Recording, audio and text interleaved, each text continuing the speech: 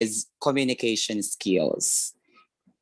So let us start our session with a prayer through an audio video presentation.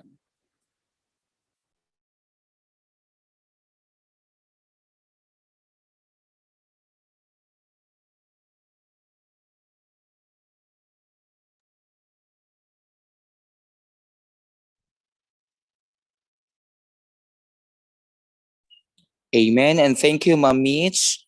Okay, so may we remind everyone to fill in the attendance link for this session.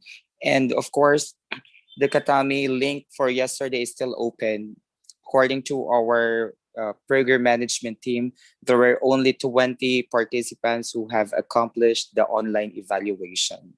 Now, for us to know the result of the Katami yesterday, may we have Sir JP Angeles. Sir JP. Hello, good morning everyone. Good morning, Ma'am Susana sa Katrapos. Good morning po. And to all, allow me to share my screen to report the Katami Online Evaluation Report for Day 6. Ayan. So mga kasama, siguro busy multitasking po tayo. So nauunawaan po namin ng aming team kung na tayo ay maraming ginagawa. Pero open pa po ang ating Katame Day 6 para po sa mga gustong humabol kasi 20 pa lang po ang ating responses. Pero kahit ganon, i-report ko po sa inyo ang result ng 20 iyon. So, for information campaign with OBS and YouTube by Sir Joseph Campolo and Sir Alan Agban, ayan po ang result natin. We have a rating of 3.90. Kay Sir Joseph, 3.96. Kay Sir Agban ay 3.89. So average po ng ating topic ay 3.90 at ang rating po sa ating mga speaker facilitator ay 3.93. For our MC, Sir Mr. Gray, 3.95 po. Technical team, 3.96. Ang average po ay 3.96. For the general rating for the day, 3.93 po ang ating results. Next, for the online evaluation top 5, ayan, so nakalagay po ay 20 out of 53 responses only. So sana po makahabol po tayo today. Yan, ang top 5 po, so sila po ang naglalaban-laban hanggang matapos po ang ating training. Si Ma'am Mageline Miranda sa 5th place. So 4th po ay si Ma'am Rosary Ann Vergara Tolete.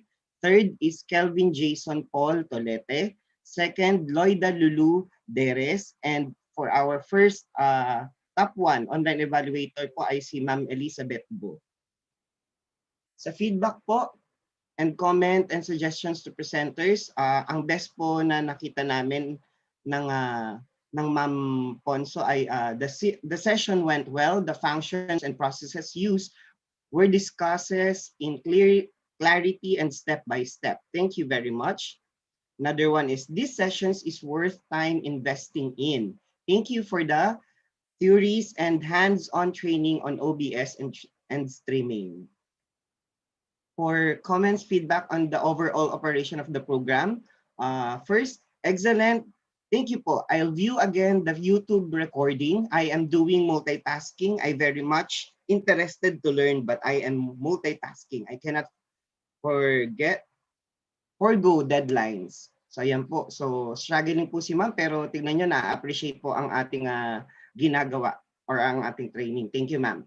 Thank you so much for the team. Session went well. There are lots of new things learned that is applicable in our modern world. I've learned how to improve more of the videos and live streaming for future use. Yan po ang ating top comments sa ating day 6 ng ating training. So thank you po. Okay, thank you, Sir JP. And of course, congratulations to our consistent top 5 evaluators. Again, may we remind everyone that the link is still open for you to accomplish, because this will be one of the requirements in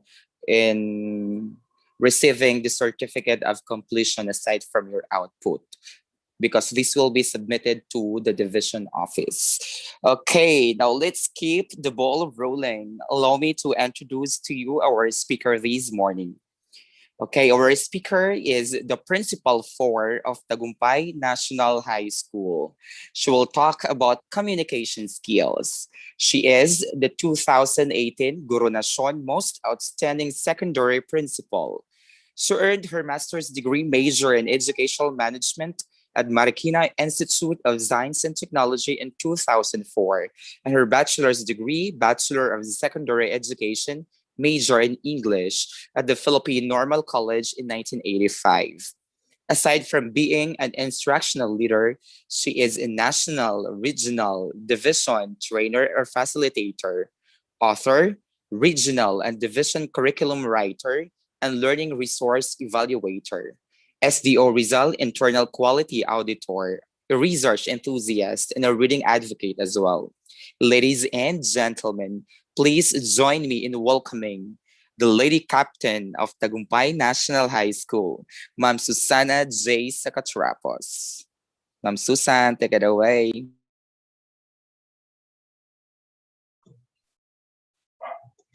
Yes, good morning to everyone. Magandang umaga po sa inyong lahat. How's your morning? Kanina nung sinabi na second to the last day, I know maraming sumigaw yes. Isang araw na lamang at matatapos na yung ating 8-day capacity building. Tama ba? 8 oras? I mean, walang araw. 8 araw ang inyong Yes, ma'am. ang inyong pagsunog ng kilay.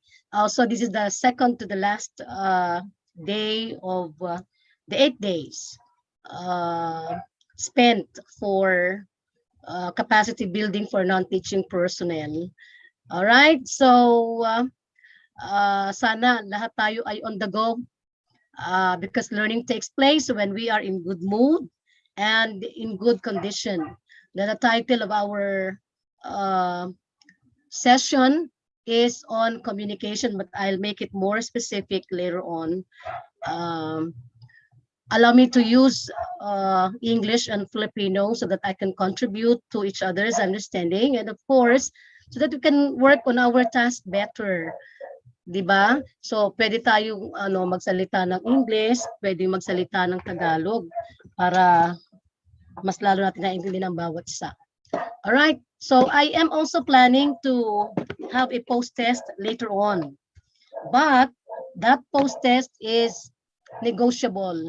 If you will become more active and participative in our discussion, that when I say basa or read, you will volunteer, and there's no need for us to wait for somebody to do so, and there's no need for me to call on a person because you will volunteer yourself. Okay, so okay na tayong lahat for a while.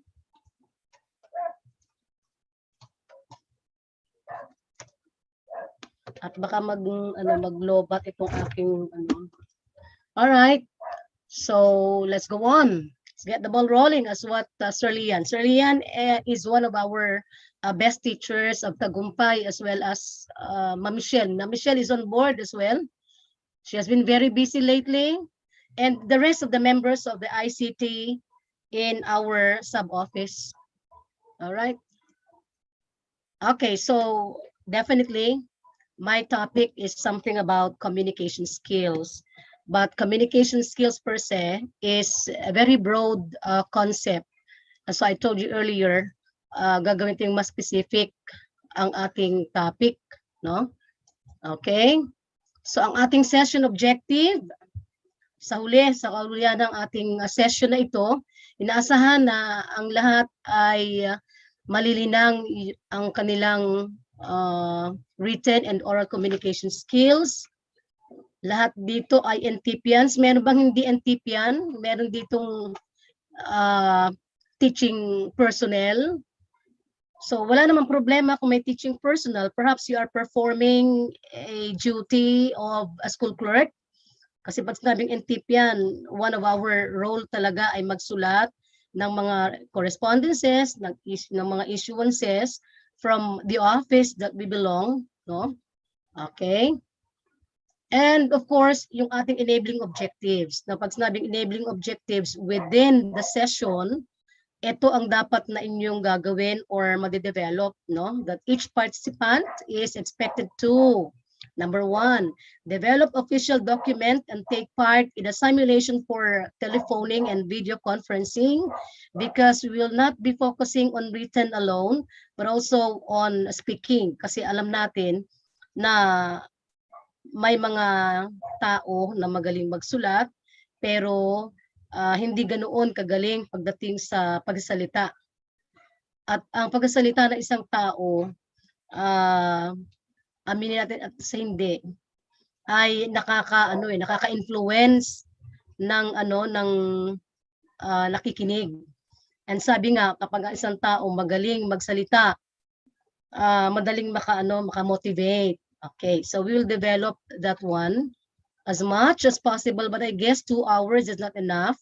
So after the session, ituloy nyo pa rin yung inyong pag-enhance, pag-develop na inyong makakayanan. And I know that for a little while, you will be able to do so because I know that there is that willingness and desire for you to learn. So kapag ang tao merong desire na matuto at maging magaling doon sa ibinigay na task sa kanya o na responsibility sa kanya, talagang gagawin niya ang lahat ng paraan, di ba? That is our commitment to the office, to the agency that we belong, or to the agency that embraces us, no?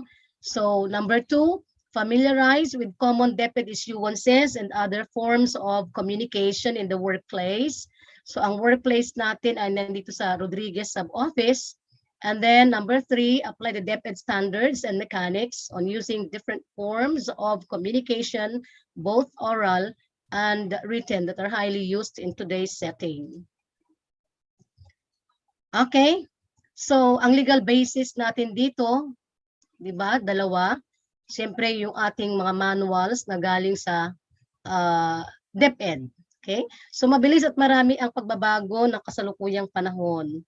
Kaya dapat lang na sumabay ang tao sa mga pagbabagong ito. No, isa na rito ay ang mga panuntunan sa pagsusulat, pagkasalita o pakikipag-usap lalo na sa wikang Ingles. Okay?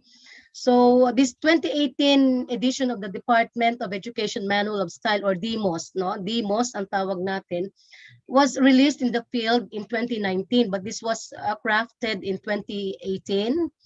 And this is based on the Chicago Manual of Style. So ginagamit natin ay American English, no?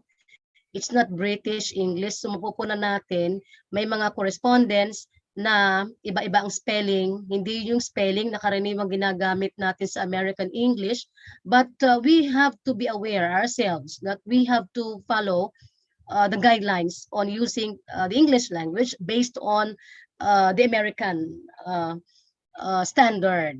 Yan. So itong DMOS na ito ng Department Order 030/2019 is most and highly prescribed for so many institutions because we belong to only one office or only one agency, kaya tayo ay susunod kung ano ang ipinatupad sa atin. And then the other one is the Department Order 31 Series 2019, no? The Department of Education Service Marks and Visual Identity Manual. So magkasunod sila na inilabas noong 2019, no? So kung mapupunan ninyo, may mga correspondence tayo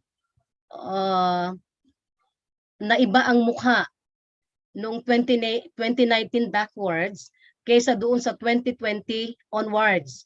Kasi nai-apply na natin yung mga mechanics or yung mga panuntunan dito sa dalawang DepEd order na ito, na DepEd Order 30 and DepEd Order 31. So if you have become so curious about this, you can go through para mabasa ninyo. Kasi ako'y pumili lamang ng mangilan-ngilan from the manuals, no? Kasi kung yan ay didiscuss natin lahat, abay kulang ang 2 oras, baka tayo ay mabigyan ng 1 linggo para pag-aralan natin yung ano. But anyway, alam ko naman that we do not start from nothing or tabula rasa na sinasabi. Alam ko na lagi kayong aware sa lahat ng mga issuances na inilalabas ng DepEd at hindi na bago sa inyo yung mukha ng mga format or yung mukha ng ating mga DepEd issuances na kagaya ng mga memos, mga request letters, yung NOM, notice of meeting, mga endorsements, etc., etc. Okay?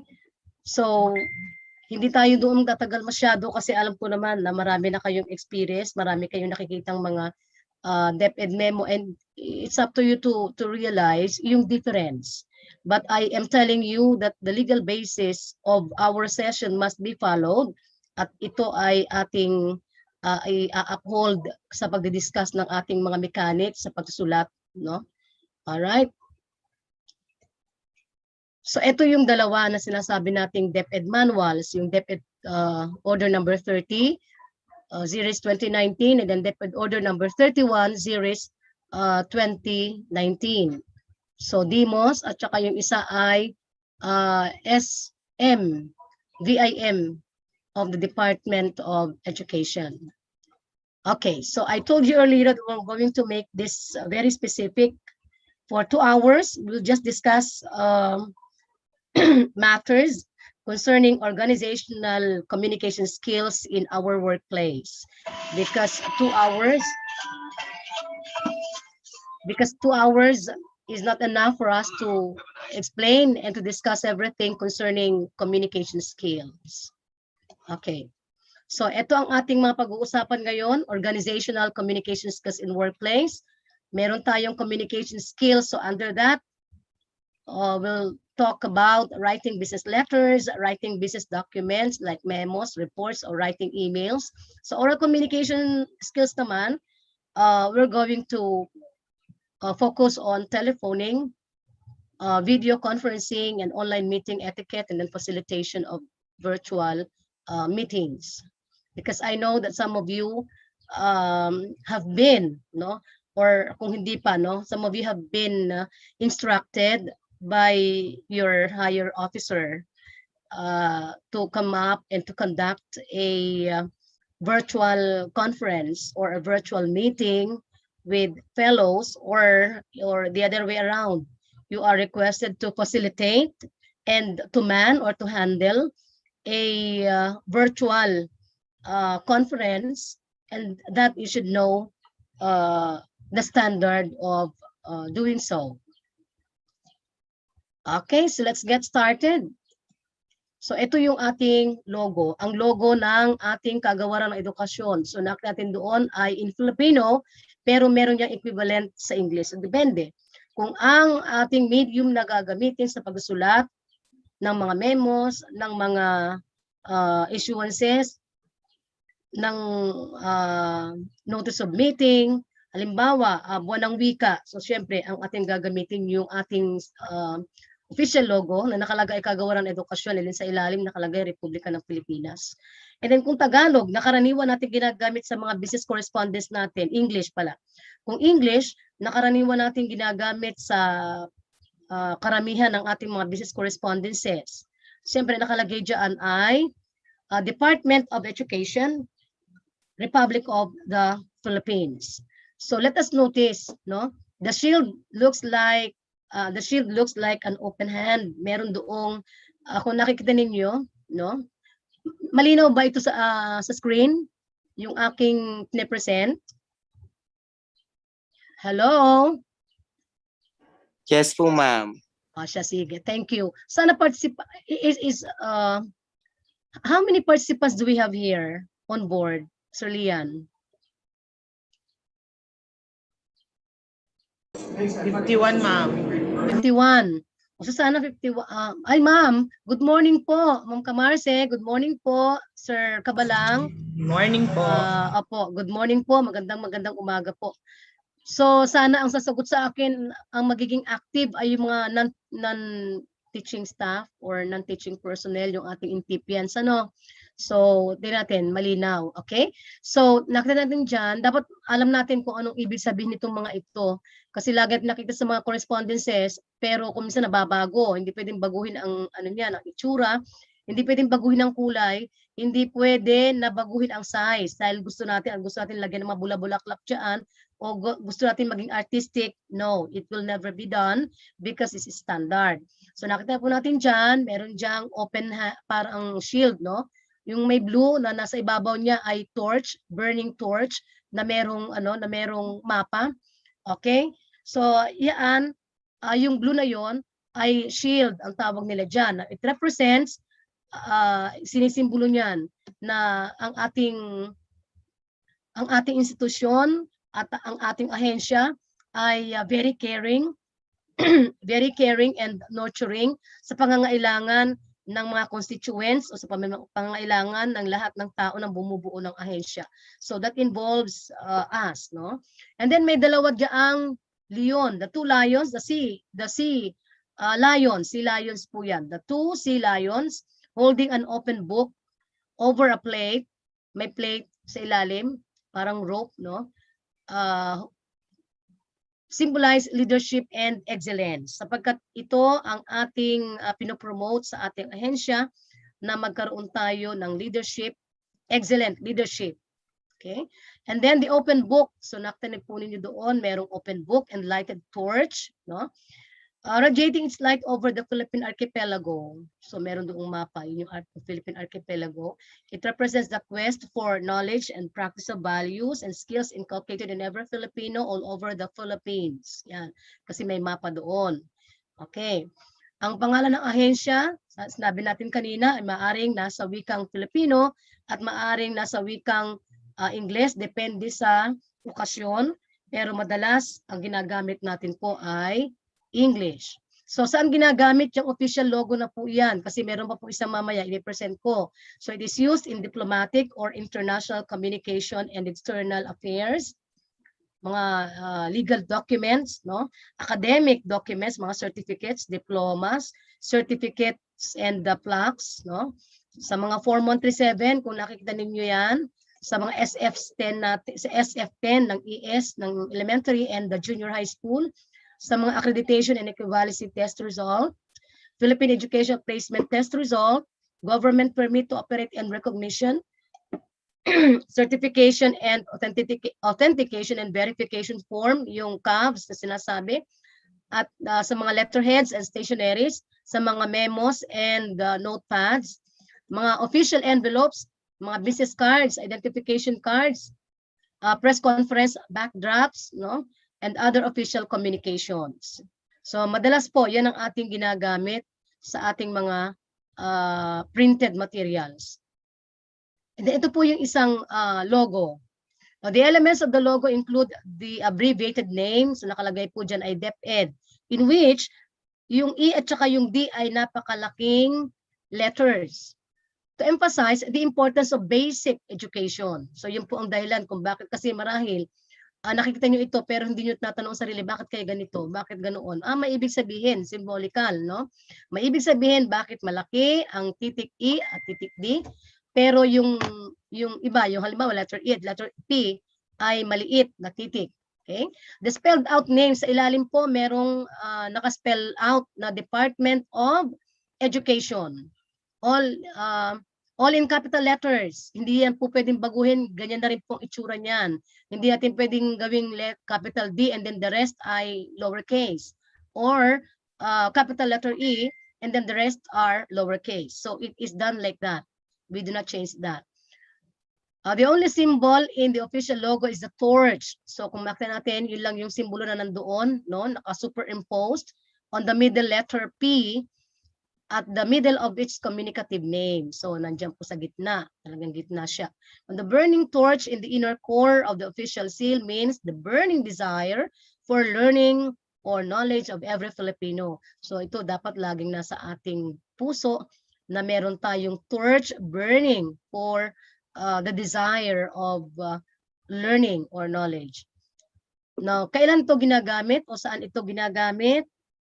Okay, so ito ay ginagamit sa mga school bulletin boards. Kung may mga bulletin boards tayo sa school, yan po ang ating gagamitin. And then sa mga publications, no? Sa mga ini-issue nating mga school paper publications or yung ating mga gazette, no? T-shirts or mga polo shirts kasi kung minsan tayo ay nag-t-shirt at nilalagyan natin ng logo, so yan po ang ginagamit doon, hindi po yung bilog kanina. And then yung mga promotional advocacy materials, mga commemorative souvenirs, halimbawa nagbigay tayo ng mga mug, no? Or nagbigay tayo ng mga ipit ng buhok, etc. So yan po ang ginagamit. And then yan din po ay makikita sa mga printed publications and non-print materials, mga online collaterals like infographics, website, mga banner, promotion and advocacy materials, sa mga leaflets, no, sa mga flyers, sa mga brochures, posters, streamers, backdrops, and backgrounds. Then mga DepEd vehicle signages. So makita niyan doon sa harapan, doon sa may salamin, di ba? Ginagamit para ma-identify na official ng DepEd yung nakasakay po doon. And sa mga name tags, ginagamit din po iyan. Mga cover ng mga instructional and educational materials, yung ating mga ginagamit ng mga SLMs, mga ginagamit ng mga reference materials na inire-release ng DepEd. Website as part of a signature in conjunction with the word mark, no?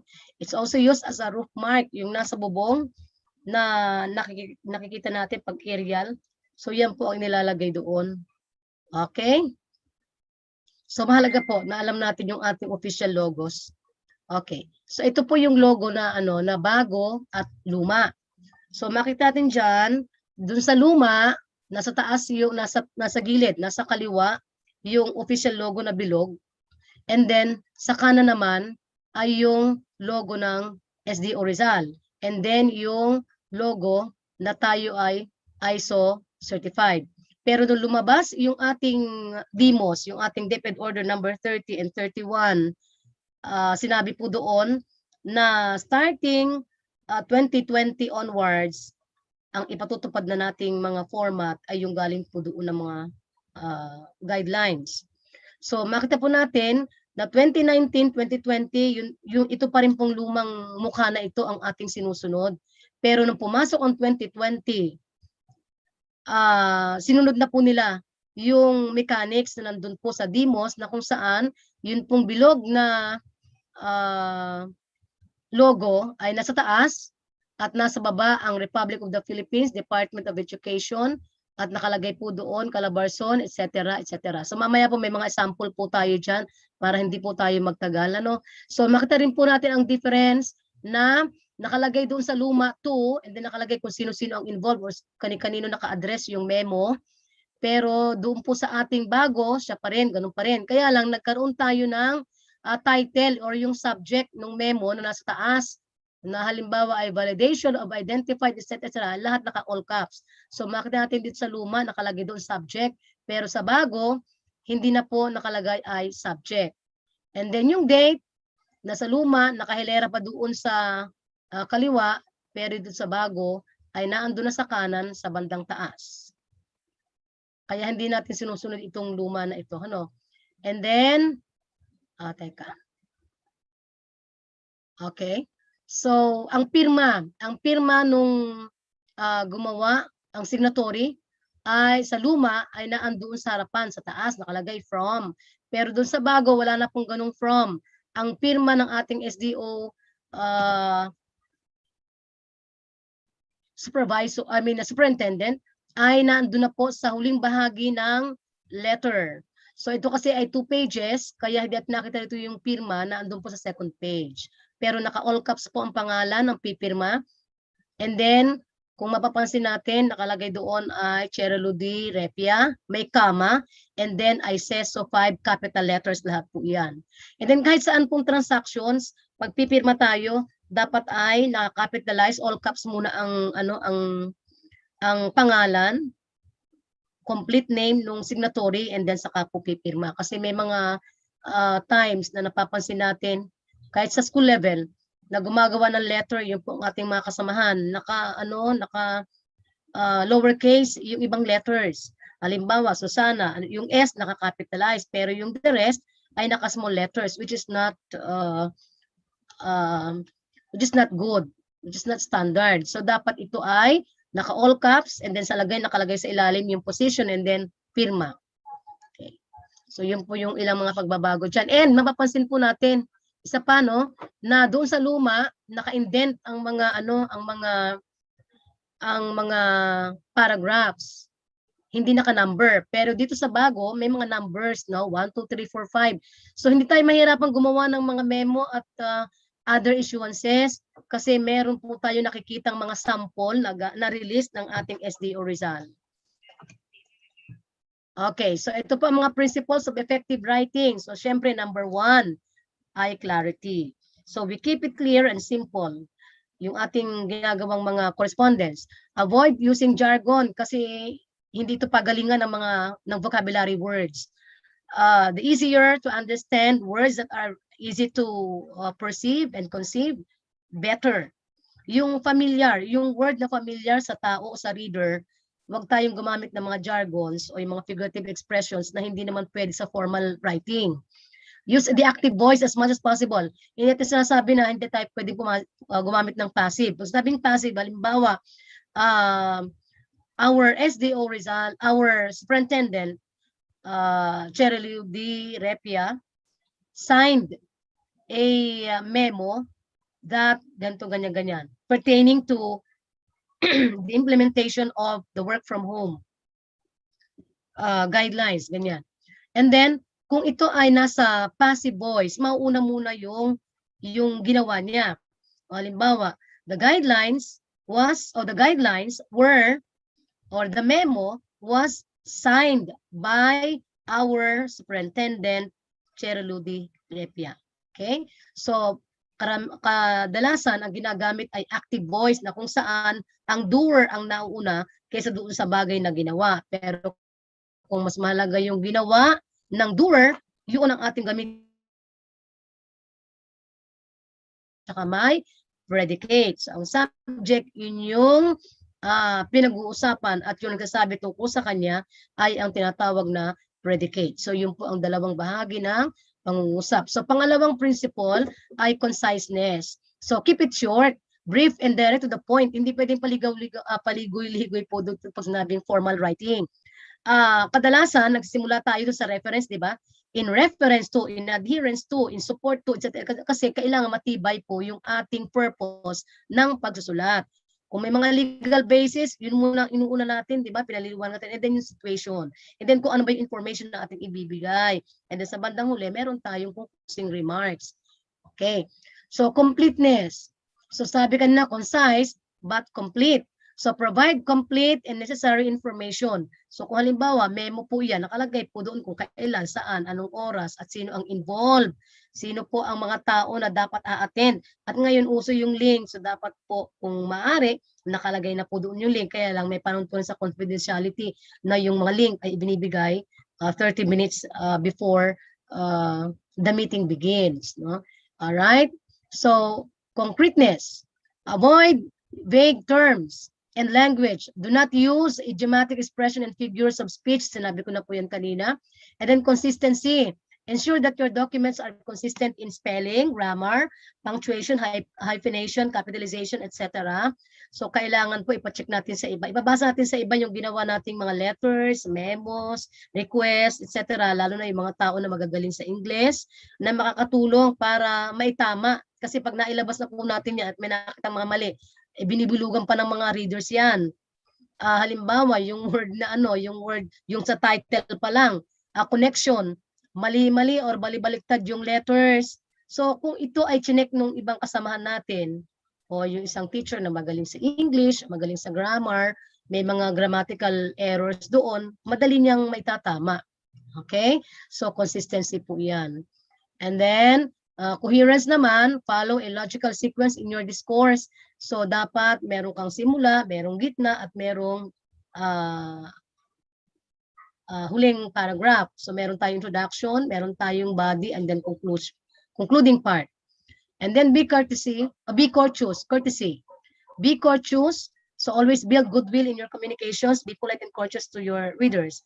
Kaya nga pag halimbawa gumagawa tayo ng request letter, nakalagay, may, I have the honor, may we request, I have the honor to, etc. etc. Kasi pinopromote natin yung courtesy sa pagsusulat ng ating mga issuances or ng ating mga letters. No? Okay, so another principle on abbreviation, nakalagay po dyan. If an abbreviation or acronym appears more than once in a document, spell it out at first mentioned in document. So may example po dyan. Nakalagay na spell out ang Department of Education, pero inano niya, nilagay niya sa parenthesis yung DepEd kasi gagamitin niya sa mga susunod na paragraphs o susunod na sentences. O halimbawa yung school-based management, binuo niya muna sa unang paragraph kasi sa bandang gitna or sa mga susunod na pangungusap, hindi niya na yan gagamitin yung school-based management. SBM na lang ang kanyang gagamitin. Kaya yung SBM ay naka-enclosed in parentheses. So other acronyms or abbreviations, yung CMEO, ASEAN, UN, UNICEF, UNESCO. So tingnan po natin, wala pong mga tuldok ko yan kasi kung minsan merong isang, minsan nakabasa ako ng letter, yung yung SBM may mga tuldok, no? Yung SDRRM may mga tuldok, so hindi po natin nilalagyan ng tuldok. Okay? So if the acronym is read as a word, avoid using an article before it. If the abbreviation or acronym is read as a series of letters, so may example po dito, DepEd has issued new instructions for implementation. NEDA is an agency that plays, etc. Pero kung halimbawa sinabi natin, the DSWD has been building its capacities in responding to disasters. So yung DSWD ay merong article na da. Ano po ba yung mga da? Da, a, an. So yun po ang mga articles na inilalagay sa unahan ng salita. Pero kanina sabi natin na isa sa mga mechanics, halimbawa DepEd, NEDA, hindi po lalagyan ng articles, pero doon sa pangusap na DSWD has been merong article na da sapagkat yung DSWD ay ginagamit o tinuturing natin isang salita, hindi po siya acronym. Okay? So the safety and security of school children. So safety and security, meron pong da sa dulo. And then yung SDRRMC, merong da. Kasi kailangan pong lagyan ng da. At kasi ang SDRRMC is considered a word and not an abbreviation nor an acronym. Okay, so write acronyms in capital letters. So capital letters po ha. Write abbreviation in initial uppercase and lowercase as relevant in their spelled out forms. O halimbawa, yung undersecretary. So meron tayong nakikitang USEC. So yung U, malaking letter at yung SEC naman ay maliit na letters. Halimbawa, yung ASEC, no? Yung word na yung abbreviation na ASEC, capital A, and then malaking S, and then yung dalawang natitirang letters ay small letters. Okay. Yung mga educational degrees, ito pa po, nakita ko rin nung nakakaraan na may mga period, may PH, period, D, period. So, ang EDD or PhD or other educational degrees, hindi na po natin lalagyan ng mga tuldok. At hanggat maaari, ang degree ay nakasunod sa kumpletong pangalan ng tao, lalo kung halimbawa yung tao ay pipirma. In text use, the standard rule for abbreviation. The university will offer course leading to a Master of Arts, MA degree in literature. So naka-close parenthesis ang MA kasi iyan po ay nagiging familiar sa bawat isa. Ang ibig sabihin ng MA ay Master of Arts, so mahalaga na naka-parenthesis siya. Alright, yung mga heading and titles, abbreviating titles before names, abbreviate civil or military titles preceding a full name. Spell out these titles if preceding the surname alone. So ayan po mga examples, no? So abbreviated form is allowed. So wala namang bawal kung sabihin rep instead of representative. Jose Cruz Jr. kasi kumpleto naman yung pangalan niya. And then yung senator, nakalagay lang ay Sen, Maria Santos, and then ASEC de la Cruz, Assistant Secretary de la Cruz, etc. Yusek Mendoza. Wala pong bawal dyan. Pwede pong gamitin yan. Pero dapat mas maingat tayo sa paggamit ng mga yan kasi mas maganda pa rin po na kumpleto ang pangalan ng tao, lalo ito po ay mga officials, lalo doon sa unahang bahagi ng ating mga correspondences. Okay, social titles, abbreviate social titles whether preceding the full name or the surname. So spell out doctor. So nakalagay diyan. Yung doctor, DR Cruz kasi may apelyido siya. Pero pag sinabi niyo see you later doctor, hindi mo pwedeng sabihin yung doctor doon IDR or small letters D or R because doctor there is referring to a word, referring to a person. Hindi siya title basta-basta. Pero dito nakalagay ay Miss, Mr., Mrs., DR, or Dr. Cruz, pwede yang ma-abbreviate. Okay, so number 7, omit these titles when an academic degree or professional designation follows a name. So halimbawa yan, Juan Santos, MD, not doctor. So kung may MD na, huwag nyo na pong lalagyan ng doctor sa unahan ng kanyang pangalan. Okay, so use reverend and honorable before a full name when the does not precede the title. Spell out the title. So example, Reverend Ray Reyes, the Reverend Ray Reyes, or Honorable Mary Season, or the Honorable Mary Season. So both are accepted, but it's better na kumpleto po yung kanyang pangalan. Okay, yung mga issuances natin, issuances are spelled out at first, mention and abbreviate thereafter Republic Act. So halimbawa, Republic Act number 10533 series 2013. So sa unahan, kumpleto po yan, Republic Act naka-spelled out. Pero doon sa mga susunod na paragraph, pwede na nakalagay ay RA 10533 tapos wala na yung word, yung NO, yung number, period. Kasi nakalagay na lang ay Republic Act 10533 and then series 2013. So yung series, hindi yung word na series po, letter S na maliit, tuldok, and then 2013.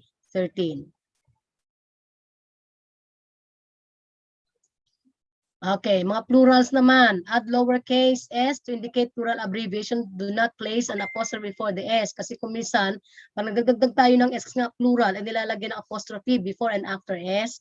So meron pong ibig sabihin kapag ang apostrophe ay nasa unahan ng s at nasa dulo ng s. So kalimbawa, yung s, yung apostrophe ay nasa dulo ng s. Ibig sabihin po ay plural.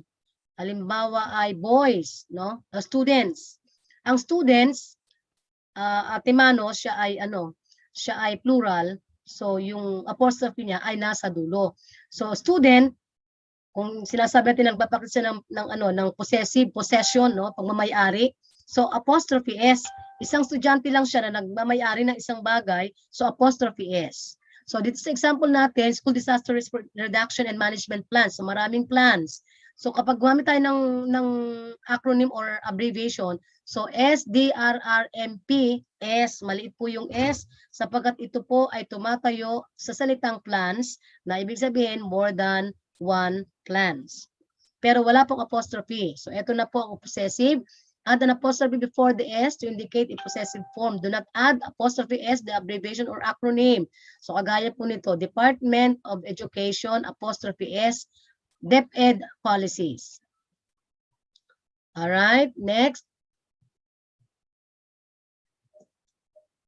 Ay, balik tayo doon, no? Bawal po yun ha, yung DepEds. Kasi naisip ko pala ngayon, DepEds, halimbawa, DepEd, apostrophe S, hindi po pwede po yan. Kung kung gusto po natin maglagay ng apostrophe S, ay buuhin po natin yung Department of Education. All right? Okay, sa paggamit naman ng mga punctuation marks, omit the period when abbreviating educational degrees, names of countries and other geographic locations, government, ministries. So example po, nandiyan na. Yan, PhD, MA, USA, DepEd, or NEDA. So wala pong period yan. Kasi noon nasasanay tayo may mga periods, ano? Okay? So kung maglalagay tayo, kung tayo gagawa ng report, halimbawa, pinagawa tayo ng ating officer ng listahan ng mga schools and their enrollment rate. So wala namang pinag-uusapang ranking. So better na i-alphabetize natin ang mga pangalan ng eskwelahan or mga pangalan ng principals, kung pangalan ng principals based on category. Halimbawa, elementary. Okay, elementary teacher school heads naka-alphabetized. Tapos yung secondary school heads naka-alphabetized. Kung wala nang pinag-uusapang mga posisyon, hindi naman yun ang ating concern. Basta yung listahan lang, better kung naka-alphabetized yung pong mga yun to play safe, no? Okay. And then sa capitalization, use a capital letter to begin proper nouns. So alam natin yan, kapag mga specific names na mga tao, lugar, konsepto, kung ano-ano, dapat ito ay nagsisimula sa malaking titik. So kagaya nito mga ito, Pasig River, malaking letter P, malaking letter R, Pioneer Street, New York City. And then capitalize the initial letter of proper names of nationalities like Filipinos, American Indians, Arabs, Africans, etc. And then capitalize the initial letters of specific constitutions. Use lowercase c if the constitution is used as a generic. So dito halimbawa, Philippine Constitution. Pero doon sa pangalawang example, a country's constitution should be honored. So yung constitution, yung a country's constitution dito ay nasa maliit na titik kasi hindi naman naka-specify. Pero kung specific yon na constitution ay dapat nagsisimula sa malaking titik. Okay, so time of day. Use numerals with zeros or even hours for exact times. Base doon sa ating Chicago Manual of Styles na sinunod doon sa ating DepEd order. So halimbawa, 11 a.m. ang meeting. Ilalagay po sa memo, 11 a.m. hindi po malaking titik ang A at saka M. Ang A may tuldok, ang M may tuldok. So, ibig sabihin ng AM ay ante, meridian, or before noon. O kung 12 p.m., kadalasan 12 p.m. po nilalagay natin, pero para sure, kasi ito'y kalagitnaan ito NN, period, 12 noon, sabihin. Meridian, kalagitnaan. Okay, and then pagkatapos, kung ang meeting naman ay 1 p.m., 1, merong colon, and then 2 0, and then maliit na P, maliit na M. So, ibig sabihin ay post-meridian or afternoon. And then the abbreviation AM, okay, so nasabi ko na yan. So, kung i-spell out po natin ang oras, nakalagay 10:30 AM or 10:30 in the morning, 11 o'clock at night. Pero ito naman ay madalang natin ginagawa. Kadalasan, figure ang ginagamit natin hindi word. No? Alright? So next, mga politically correct language. O, halimbawa, yung blind. Kasi medyo hindi maganda ang dating kapag sinabing blind. We are catering to the blind. So, instead na yon, we are catering to people who are visually impaired. Mas magandang pakinggan. Cripple, yung mga pilay. So, pwedeng sabihin, what's sabihin cripple? Kasi obvious naman na sila yung mga pilay. So, pwede at sabihin sa letter natin, invalid person with disability o person with health condition. Medyo positive ang dating.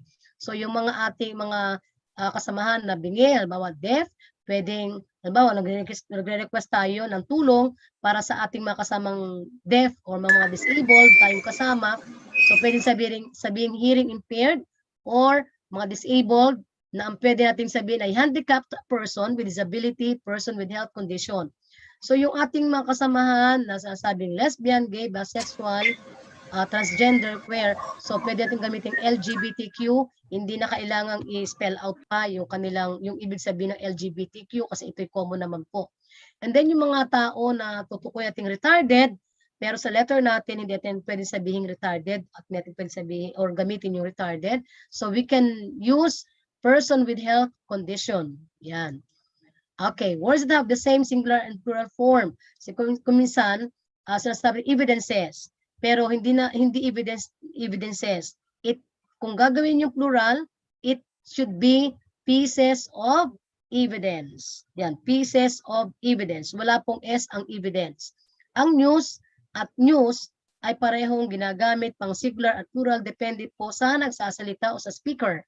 So ang series ay pwedeng singular, pwedeng plural. Halimbawa, 2 set ng series. So series pa rin gagamitin. Series of trainings. Halimbawa, ang singular na series ay ginamit as singular. So isang training pero maraming activities. So series of training. Alright? So next. So ito po ang ating iniingatan. Ating pwedeng gamitin itong mga ito, adult learners. Sapagkat ang adult learners ay wala pong hyphen. Kasi may mga nakikita po akong mga letters, mga sample letters natin na ang adult learners ay mayroong hyphen sa gitna. So wala pala yung hyphen. Adult learners, yung anti-bullying, may hyphen, ano, anti-bullying, anti-drug, walang hyphen. Attendance to, hindi po, attendance in, hindi po attendance to. Okay? And then audiovisual ay walang hyphen, Baguio Teachers Camp. Nung nakaraan, parang may nakita akong ganoon na venue, nakalagay ay teachers, apostrophe, S. So, dapat ay Baguio Teachers Camp. Kasi hindi naman po teachers ang may-ari ng camp. Okay, so yung breakout, merong hyphen, yung child-friendly, may hyphen, co-curricular, may hyphen, yung co-chair ay wala pong hyphen. And others, meron pa tayong mga word na face-to-face, ginagamit natin yan, nilalagyan ng hyphen pero wala pong hyphen. Yung extracurricular, dapat ay walang hyphen. Yung filmmaking, one word yan. Yung follow-up, walang hyphen. Full-time teacher, full-time, hindi siya magkahiwalay. Ang full-time ay magkarugtong. So, ang furnitures, dapat ay walang S. Kasi pag sinabing furniture, plural na talaga yan. Plural in meaning, but singular in word. Yun po ang ating panuntunan sa English. No? In-service training, ang in-service ay merong hyphen between in and service. Yung interagency, wala pong hyphen. Learner-centered, dapat ay may hyphen sa gitna. Learner, hyphen, and then centered. Leftover, walang hyphen. Ang midterm, walang hyphen. Ang mother tongue, wala pong hyphen. Yan, yun po mga examples. Marami po tayong examples, kaya lang hindi ko na po pwedeng ilagay, gawa ng masyado na pong mahaba yung ating slides. Okay, sa spelling naman, use American spelling. Kung ginagamit natin ay American English, so siyempre po, it should coincide with the spelling. So kung ano po ang spelling ng pang-American English, yun po ang ating susundin. And for Filipino words, use the UP Dictionary Filipino, binagong edisyon ng 2010, o yung Dictionary Filipino. American English is to be used consistently for documents including issuances. No? Exemptions are advisor and trainer. Kasi pag sinabing trainer, ER, yun ay tumutukoy sa taong nagtitrain ng mga tao. Ang trainer po, isa hayop po yan. So yung advisor, halimbawa ay class advisor. Yan, yung class advisor, ER. Okay? And pwede tayong gumamit at mag-research ng mga words, ng mga spelling sa Merriam Dictionary, Webster Dictionary. Yun po ang mga highly recommended na mga reference when it comes to spelling. So yan po. Okay? Ang preferred po natin ay American English. So halimbawa, analyze. ZE po ang dulo ng American English. Yan po ang ating ginagamit, hindi po yung SE. Kasi kung minsan tayo po ay nag-copy-paste sa internet, ang nandoon ay SE, napaghalata na tayo po ay nangopya. Kaya po ang gagamitin natin ay yung ZE. Yung criticize, hindi po yung SE. Memorize, hindi yung SE. Yung memorize, CE. Organization, hindi po yung organization na may S sa gitna. Sapagkat yan po ay British English. Okay, so yung pong mga British words in American English na ginagamit natin, halimbawa ay behavior, nagiging behavior, may OUR. Yan po ay British. Ang ating preferred po ay behavior, yung IOR ang dulo. Yung color, OR, yun ang ating preferred. Hindi tayo gumagamit ng OUR. British po yan.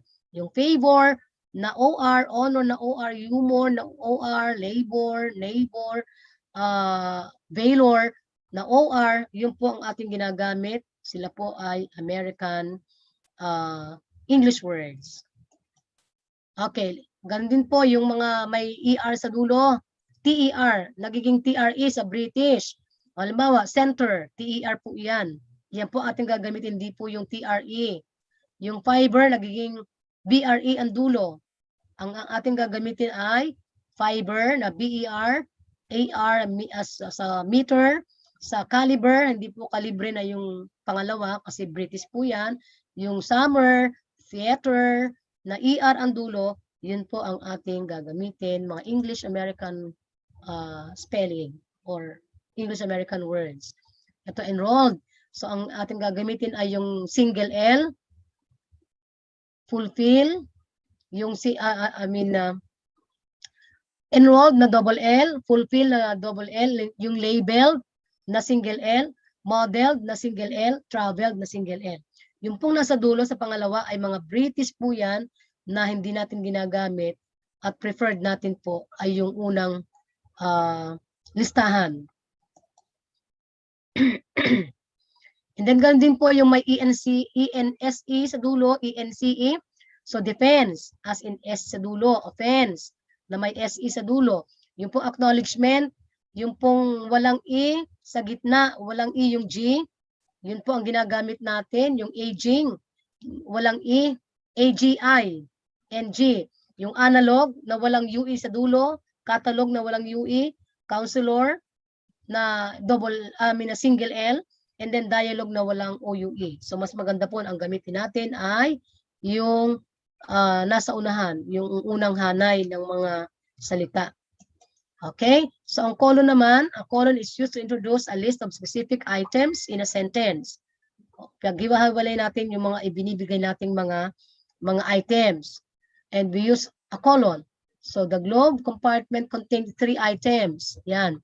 So example, kasi nag-enumerate tayo. Pag mag-enumerate tayo, kasi ito ay madalas na ginagamit natin sa mga request, di ba? So nag-enumerate tayo doon ng mga kailangan natin sa school. So nakalagay doon ay we need the following items, colon. Okay. So ilalagay doon ay letter A, torchlight, B, C. Pwede ring 1, 2, 3. Okay. Or yung phrase na for more information, contact. Okay, sige. Colon din po ang nilalagay doon. And then, comma, indicates a division in a sentence as in setting off a word, phrase, or clause to separate items in the list. Yan. So the learners, comma, teachers, comma, and the researchers worked overnight to meet the deadline. Or some other examples, yung the author write additional lessons, hindi lang yun ang ginawa niya, managing editor, read the proofs, the editorial assistant implemented. Okay. So kung marami tayong na-enumerate na mga items, we use comma, and also another reminder doon sa yung ating mga compound sentences na dinudugtong ng mga conjunctions na but, and, nor, so, yet, or ay ginagamitan natin ng comma. Okay, apostrophe. Use an apostrophe to show that one or more letters have been committed. So example, yung he would. Pero madalang po ating ginagawa ito kasi sa formal writing, hindi tayo nagko-contract ng word. So kung ang sasabihin natin ay he would, we write it as he would. And siguro sa mga personal letters, no, sa mga personal letters, ginagamit ng mga familiar letters. Ginagamit natin yung he'd, yung contracted na he at saka would, but we never do that, or we seldom do that in formal writing. Pati yung it's na it is, may apostrophe s sapagkat nawala yung I. Pampalit sa nawalang I ay yung apostrophe. So it is an assessment sa formal, and it will ang ginagamit sa formal, pero pag yan ay kinontract at nilagyan ng apostrophe, it, and then apostrophe double L. Okay, ginagamit din po ang apostrophe sa sa mga omitted letters or numbers, no, kagaya nung 1980. So yung 19 ay inalis at apostrophe ang nilagay, or yung ma'am na madalas ginagamit natin instead na madam, no? Pero sa writing lalagay ay dear madam or madam colon. So hindi yung ma'am na M-A-A-M, may nawalang letter D. So sa speaking ginagamit natin madalas yung ma'am sapagkat speaking naman yan. Pero sa writing, hindi po pwedeng ma'am ang gagamitin or yung may apostrophe. And then, ginagamit din sa possession. Halimbawa ay children's hour. So children, kaninong oras? Children. Kaya merong apostrophe S. Ang Philippines role. Ang Philippine ay isa lang naman. Pero ang apostrophe, ang Philippines ay isang country lang naman, pero mapapansin niyo ang apostrophe ay after S sapagkat Philippines is Philippines. Hindi natin pwedeng gawing Philippines sapagkat hindi naman siya adjective. Ang Philippines po rito ay noun. Kaya yung pong apostrophe ay nasa dulo ng S, pero isang country lang po ang ating tinutukoy dyan. Okay? So period is a period to mark the end of declarative imperative. So kung ang mga sentence kagaya po niyan, imperative sentence, pero sa declarative. Pero kapag ang sentence ay nagtatanong, gumagamit tayo ng question mark. Questions ay merong yes or no, or merong interrogative, or those words or those questions that begin with interrogative words like why, how, when, where, what. So, yun po ang mga uri ng tanong. Okay, quotation marks.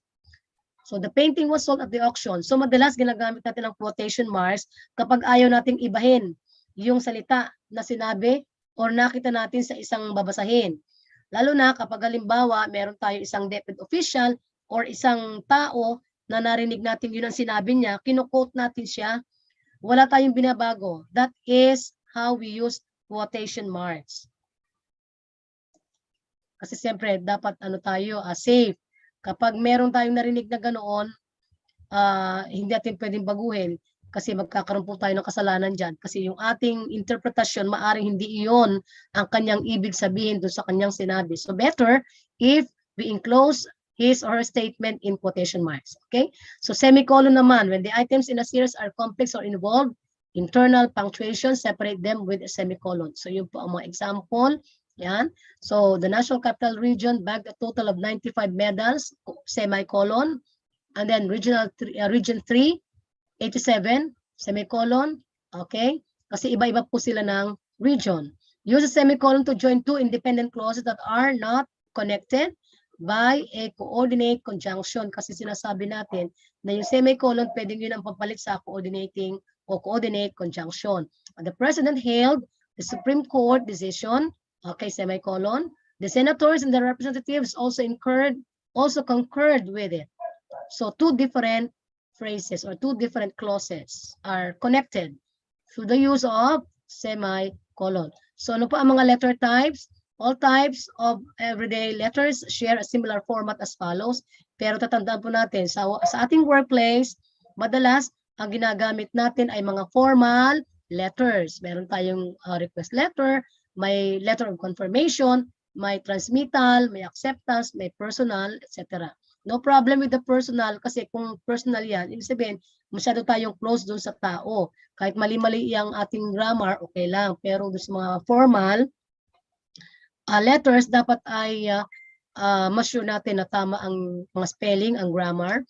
Okay. So sa formal letter ng ating mga business correspondences, no, merong letterhead. Ano ba nakalagay sa letterhead? So, syempre pa yung company name. Sa atin ay di ba? Republic of the Philippines, Department of Education, and then Region 4A Calabarzon, Division of Rizal. And then kung school po yan, nakalagay ang pangalan ng school, no? Kung sub-office po natin, nakalagay ang Rodriguez sub-office. Okay, so company, state, etc. Letterhead po, nasa taas po yan. Yung bandang nasa taas, yun po ang letterhead. Ang footer ay nasa ilalim. Mayroon pong mga letters mamaya na ipapakita ko na may mga footer siya sa ilalim. Okay, letter format when using the black letter format. Madalas po, ito ang ginagamit natin, full black format, na kung saan lahat ng mga entries ay nagsisimula sa kaliwa, nakahilera sa margin. Pero kung halimbawa, ang ginamit natin modified black letter format, ang mga paragraphs niya ay naka-indent. At ang pag-indent, magbibilang tayo ng 5 spaces, 1, 2, 3, 4, 5, okay, sulat. So yun po ang indention na sinasabi natin. And then the rest of the items, pag yun ay kinontinue sa second space, ay nakahilera na sa margin. Okay, so process of writing a letter. The process of writing a letter is state your purpose in the opening sentence, no? Add evidence, sabi natin kanina, hindi pwedeng paligoy-ligoy doon sa principles of writing, Add evidence in the middle section supporting your key point. Close with a few complementary sentences. Reread your letter, check for tone. Correct spellings and grammatical errors. Get second opinion optional but strongly recommended. And then revise. So, i-revise natin kapag sinabi ng ating kasama, medyo mali ang sentence mo rito, medyo negative, medyo matapang ang dating. Ganito ang gawin natin, mas positive pag ganito ang sentence. And then, i-revise natin syempre, hindi tayo mag-stick doon sa ating ginawang mali kasi yun ang gusto natin at yun ang ating style. We need to follow a certain standard na yun ang ating susundin. Kaya nga po, meron tayong mga legal basis ng mga ito. Okay, the three parts of a letter are, so dapat mayroong introduction, may main body, may conclusion. Sa mga letters natin, kung minsan ang conclusion, I hope that, yung mga ganon, I hope that this request will be granted, more power and God bless, mga ganon kung minsan ano. And then, sa mga memo, yung immediate, anong tawag doon, yung pinakahuling, is highly expected, or dissemination of this information is highly desired, mga ganon, or your 100% attendance in the meeting is highly expected. So yun yung mga example ng mga conclusions. Okay, so date format, yan, December 25. Mas mahalaga na mauna muna yung month, and then 25, and then comma, and then yung day. I mean yung year. No? Except kung halimbawa ay kaunti na yung space, pwede gamitin, at saka wala namang exact date, no? Pwedeng i-abbreviate yung January, February, yung mga buwan, no? Okay?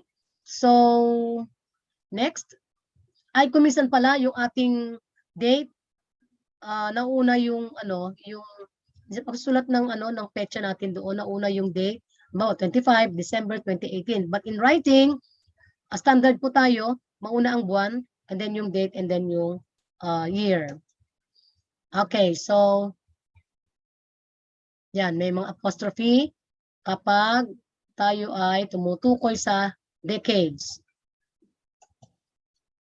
Okay, so use bullet or alphabetize for the items. Hindi na po natin isa-isahin. Okay, yung page number, saan po tayo maglalagay ng page number? Place page number at the bottom, sa baba, no? Of the page, right aligned for odd numbered pages. Place page numbers at the bottom of the page, sa ilalim, left aligned for even numbered pages. Pero kadalasan ang page nandoon sa di ba? Nasa ilalim, sa kanan, no? Okay? So when numbering in a table, use period after every. So huwag tayong gumamit nung halimbawa 1, tapos ay merong may panaklong, may parenthesis. Hindi po 'yun ang ating standard. Ang standard po halimbawa ay 1 period, 2 period, 3 period. Okay, text tables. Use either complete sentence. So hindi naman sinasabi na bawal ang sentence fragments or yung bahagi ng isang pangungusap. Dapat lang consistent, no? Halimbawa ay DepEd has core values. DepEd has nationwide Teachers Day celebration. So pare-parehong mga pangungusap. Kung yun po ang ating gusto. Pero kung ang sentence fragment ang ating susundin, so be it. So maaring DepEd core values, mga title lang po ilalagay natin doon, National Teachers Day celebration. So let's be consistent. Hindi pwedeng mag-mix or maghalo. Merong complete sentence, merong sentence fragment. So you choose one, either complete sentence or a sentence fragment. Pag sabing sentence fragment, ito po ay bahagi lamang ng isang pangungusap. So gender references, use gender neutral language, avoid using the masculine, bawal po yan. Meron tayong gender sensitivity. Ito mga example, yan. So instead na sabihin natin businessman, pwedeng persons engaged in business or business person, chairman o department chair, di ba? Sinasabi ito, the department chairperson. Sa congressman, kasi tumutukoy sa lalaki yan, may congressman na po na babae, so representative or member of the Congress. Yan. O fireman, sabi tayo, firefighter, fisherman, instead na sabing fisherman or fisher talk, yung ating mga sinasabing girl, boy, man, woman, to make it generic, lagay natin a person or human. And then, kung sasabihin, ladies and gentlemen, pwede natin distinguished guest, honored guests. Yan. Kung halimbawa ay mailman, pwedeng letter or letter carrier. And then sa nurse, wala nang problema dyan kasi may lalaki, mayroong babae. Man-made, pwedeng sabihin manufactured. O manpower, pwedeng sabihin staff or human resources. So mapapansin po sa mga correspondence na madalas ginagamit ay yung neutral, hindi lamang panlalaki or pambabae. Kasi may mga generic words na ginagamit para ma-promote natin yung gender sensitivity. Okay, so let us get familiar with common DepEd issuances. Ito po yung mga sample letters or DepEd issuances na nakuha ko po doon. So, syempre po, sa ating SDO, may letterhead po yan. Yan, okay. So, alam po natin kung ano ilalagay sa letterhead. May mga sample. Okay, may mga specifications po na nakalagay dyan. Hindi ko na po babanggitin, pero yan po ay dapat natin sinusunod. At mapapansin naman natin doon sa ating mga SDO released correspondence, sinusunod na po nila yan. And then doon sa baba, nakalagay ang SDO logo. And then kung ISO certified, nasa kanan sa baba. Sila ang nagsisilbing footer. So merong header, merong footer. Okay, so sa letterhead naman po ng school principal's office, ganun din, may letterhead. Ganun din po ang mukha, yung bilog na logo natin nasa ibabaw. At nasa ilalim, nasa footer, yung logo ng school. And then, nakalagay po doon yung address ng school, yung number ng school, telephone number. Okay. So, yan po ang ating sample ng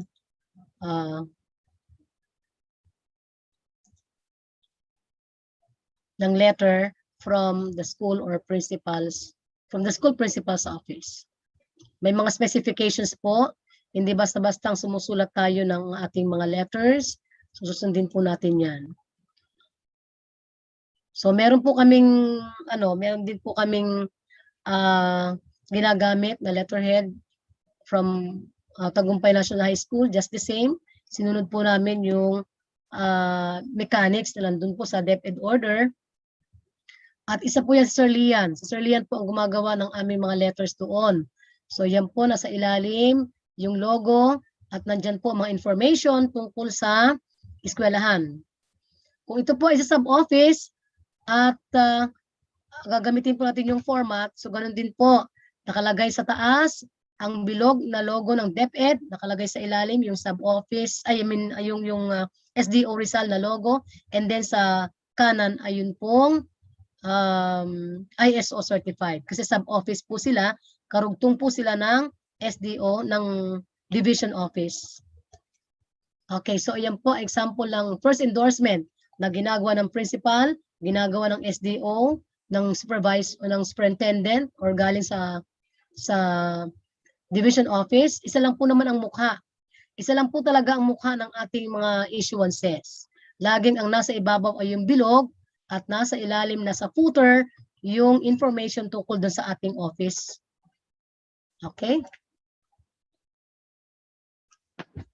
So yan po ay sample ng letter of request na ginawa ng paaralan na naka-address po sa Kasiglahan Senior High School. Yan po ang mukha. Okay, so it's another letter of invitation na ipinadala ng division office sa isa sa ating mga guro, kay Ma'am Michelle, para siya ay mag-attend ng isang activity ng division office. So yan po ay galing sa SDO Rizal na letter of invitation. Yan. Okay? So yan naman po ay letter ng school head sa ating SDO, sa ating schools division superintendent. Okay, kung gagamit naman po tayo ng envelope, yan po dapat ang appearance ng envelope. Nakalagay po dyan yung ating agency. Siyempre yung logo at kung saan pupunta yung ating, kung sino ang tatanggap ng ating letter. Okay, so writing business documents, memos or reports. Meron pa pong karagdagang mga information. Yan. So the heading should note the sender and the recipient, the date and the subject. So ano po ba ang memo? Is a memo. A memo is written communication to others within an organization. Memos are used. Ang memos ay plural. Ang memo ay singular. Memoranda ay plural. Memorandum ay singular. Yan. So ito po ay ginagamit natin sa pagbibigay ng information nagre-release ng memo, ang ating superintendent, ang ating FPSDS, ang ating mga school heads. So ito po ang dapat na meron doon sa ating mga ginagawang memo. Okay, so example po ng mga issuances from the SDO Rizal. Para lang po meron tayong pattern. Kasi dapat makita natin yung pagkakahawig-hawig at pagkapare-pareho ng mukha ng ating mga ginagawa sa sub-office at school level. So alam po natin naman ang ating mga NTPians ay madalas kayo po ay nauutusan na gumawa ng mga letters sapagkat ito po ay ating responsibility. This is within our function na malaman natin kung paano magsulat at para tayo po ay makapag-produce at yung expectation sa atin ay maisagawa natin. Okay? So mga issuances, mga memo, notice of meeting, advisory. So ito yung madalas po nating natatanggap at ginagawa. Yan. Ito po ay sample memo ng ating sub-office, no? So tingnan lang po natin kung nakasunod po doon sa ating standard, doon sa ating DepEd order. So kung hindi po, pwede po nating baguhin sa mga susunod na araw ng ating mga pagre-release at paggagawa ng ating mga memo. Okay? And then, ayan, sample memo rin po from our school. Okay, so why do we write a memo?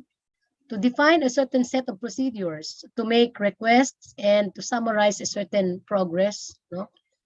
So to inform our co-workers or clients about specific policies and procedures. Describe the procedure in the first paragraph. Use number.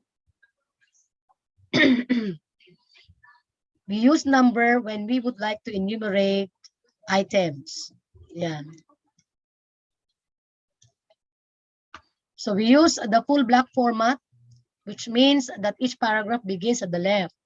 Margin and first line of each paragraph is not indented. Use headings, tables, bulleted, numbered, list. Kagaya nung nakikita natin sa mga releases ng SDO na naka-number po yung kanilang mga paragraph. Avoid long sections or of text. Yan. So yun po ay mga reminders.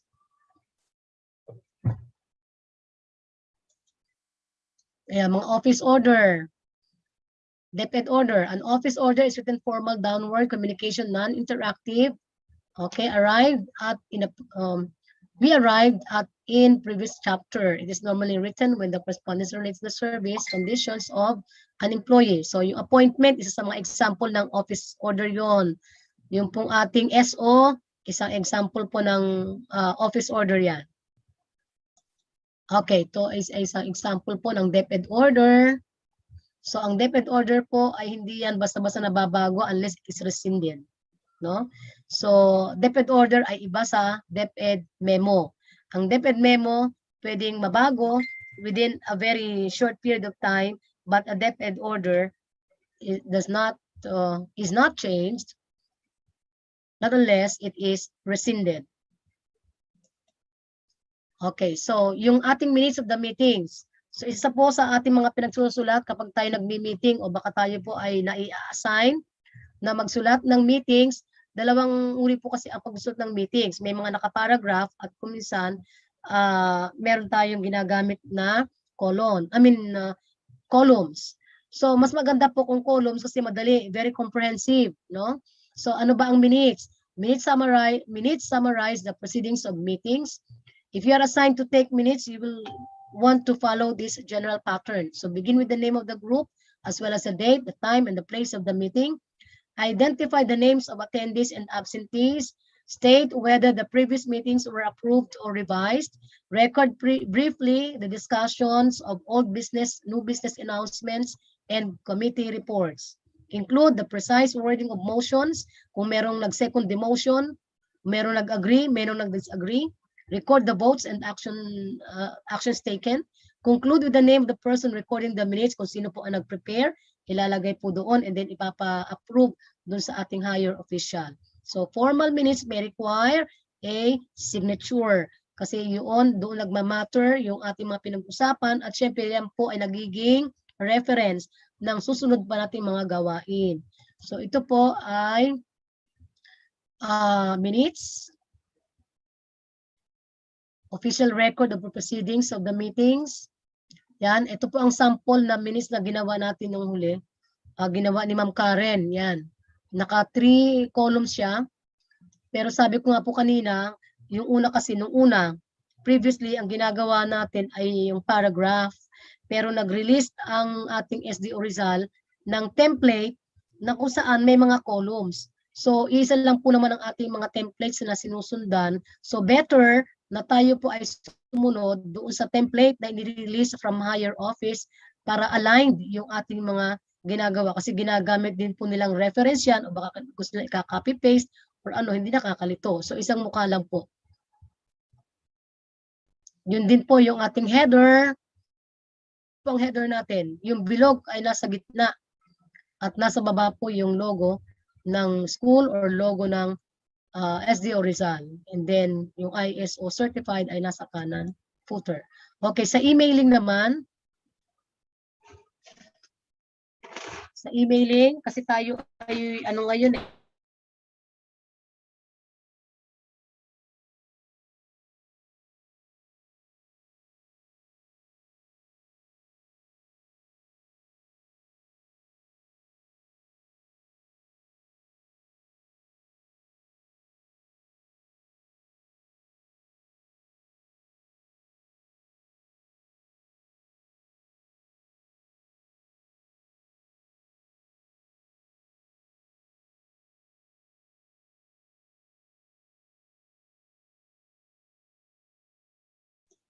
hello ma'am. Ano nangyari? Hello Ma'am Mitch. Is there any technical problem ongoing? Ma'am, parang nawala po kayo. Oo nga. Akala ko sa inyo galing. Hindi, ma'am. Okay naman po kami dito. Aray ko. Aray. Alam niyo, worried na worried. Sabi ko, anyari? Bakit nawala? Okay, so it's from our area. Siguro pasensya na. Siguro medyo minahina ang ano, ang signal. Okay, so sa emailing na tayo, no? Writing the email. Yan. Okay, so meron po tayong mga tips dyan sa pagsusulat ng email. So pwede po nating basahin yan.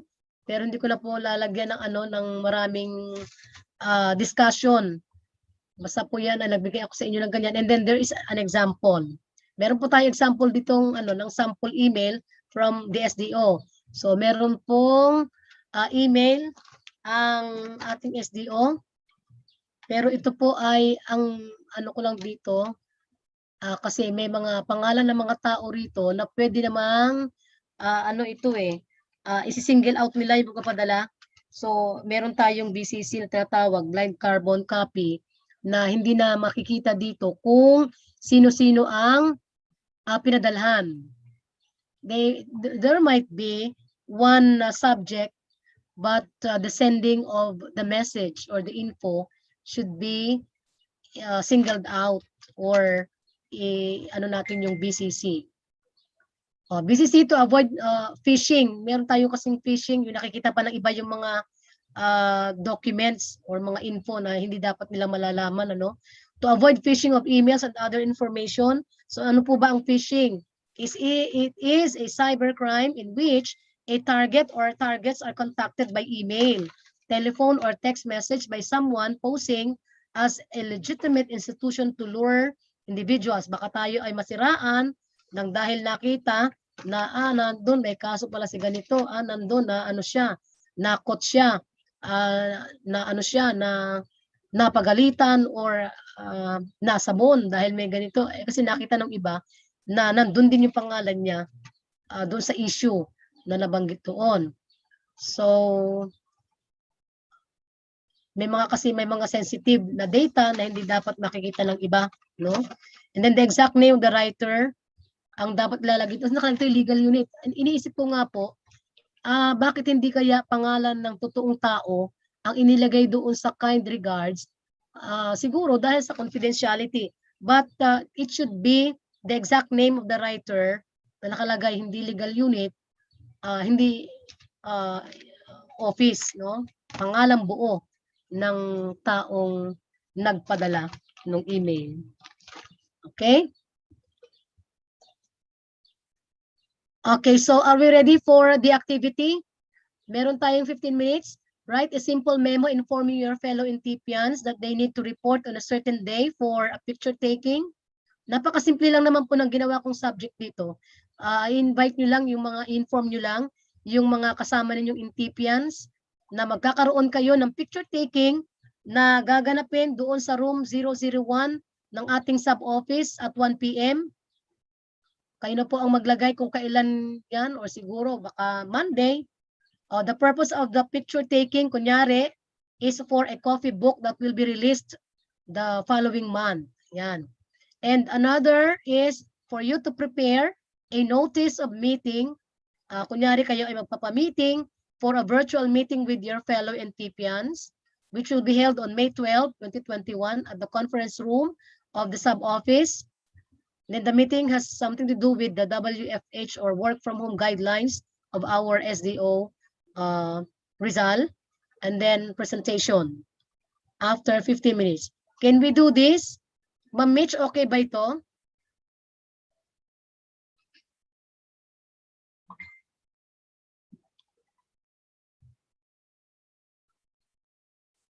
Okay ba nating ipagawa ito ngayon? Ha? Yes, ma'am. Pero usually Ano? po, pinapa-take home po sa kanila. Sige. No problem because we're running out of time. I am worried that we will not be able to finish on time, di ba? Nakakahiya naman doon sa ating mga kasama na Sige, can we consider this as a take-home activity? Can we have an answer from our attendees, from our participants? Does it make sense if this will be done at home? Or Yes po, ma'am. Yes po, ma'am. Okay, Okay, sige. Oo, pero kung sa akin lang, pwede natin i-present yung gawa. But because we are running out of time and we're so conscious of the next activity that we're going to have for this day, sige, take home activity. Okay, thank you for the responses. So, tayo dyan. Okay, so bago ako pumunta dun sa pangalawa na ating tatalakayin, kasi na yun another topic on communication skills. So I'd like to end our first topic with this. The personality of a person is reflected in what she writes. Do you agree with this? Nag-agree po ba tayo dito? Yung ating personalidad ay lumalabas doon sa ating sinusulat. Kung anong klaseng sulat ito, baka maraming mali, baka itong babaeng ito ay ganito, baka itong staff na ito ay pariwara or careless, kaya hindi man lang chinek, hindi man lang nagpa-check or baka nagmamarunong-marunungan, mga ganoon. So, do you agree with this? Kaya tayo magpapakaingat pag tayo gumagawa ng mga issuances, ng mga letters, talagang ipa-check natin sa ating mga kasama na maalam para ma-build naman natin yung ating personal. Baka sabihin, napakagaling naman ng sumulat, ang galing naman gumawa ng ng letter, maayos, organized, diba? So the credit goes to us. Okay, so ngayon naman ay oral na tayo. So using your voice as a communication tool. So siyempre pag tayo ay gumamit ng ating boses, kailangan aware tayo dun sa ating pronunciation, yung ating voice quality, yung pitch, yung volume and rate, emphasis, and verbal tics. Verbal tics. So pronunciation involves saying words correctly and clearly with the accepted sounds and accented syllables. So magtingin tayo doon sa internet. May mga doon, may mga sounds kung paano pronounce ang words. Kahit sa dictionary, meron din. But better, it will be of help kung doon mismo sa internet kasi napapakinggan natin talaga how a word is pronounced, no? So the best ways for us to improve our pronunciation skills is to listen carefully to educated people, to look up words in the dictionary, and to practice. We say that practice makes perfect. Hindi magaling nung una, pero dahil doon sa kanyang desire na matuto, nag-practice na mag-practice, nakaharap sa salamin habang nagsasalita. So that makes it perfect, and we improve ourselves. We cannot get rid of listening to other people and telling negative things against us. But as we go on with our task, our experiences will make us a better person. Okay, so sa telephoning, ang ginagamit natin ngayon madalas cellphone, di ba? Gumagamit pa rin tayo ng telephone sa mga offices. But pag individual, madalas ang ating gamit ay cellphone.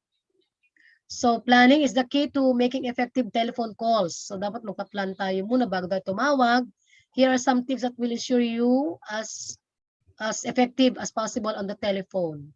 So meron tayong before calling, choose the right time to call, no? Pili natin baka mamaya tulog na yung tao, ay tawag pa tayo ng tawag, no?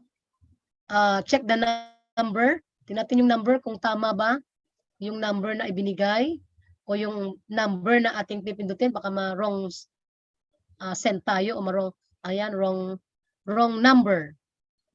So plan your call, make a list. So kung tatawag tayo sa tao, dapat nakalista yung ating mga sasabihin. Magbibilin tayo, ililista natin yan, and then be prepared.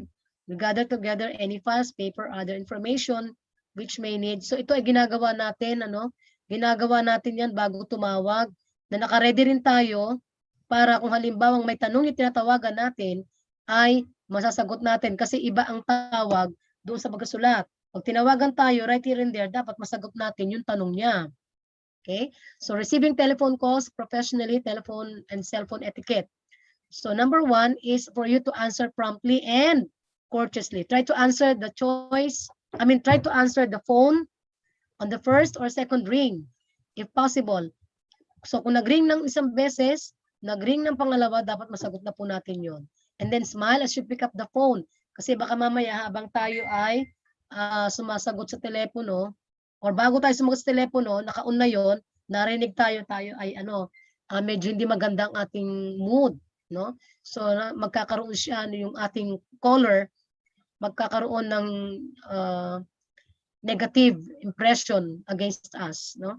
Identify yourself immediately. Sabihin natin kung sino tayo diyan. In answering your telephone or someone else's, provide your name, title or affiliation, and a greeting. Force yourself to speak clearly and slowly.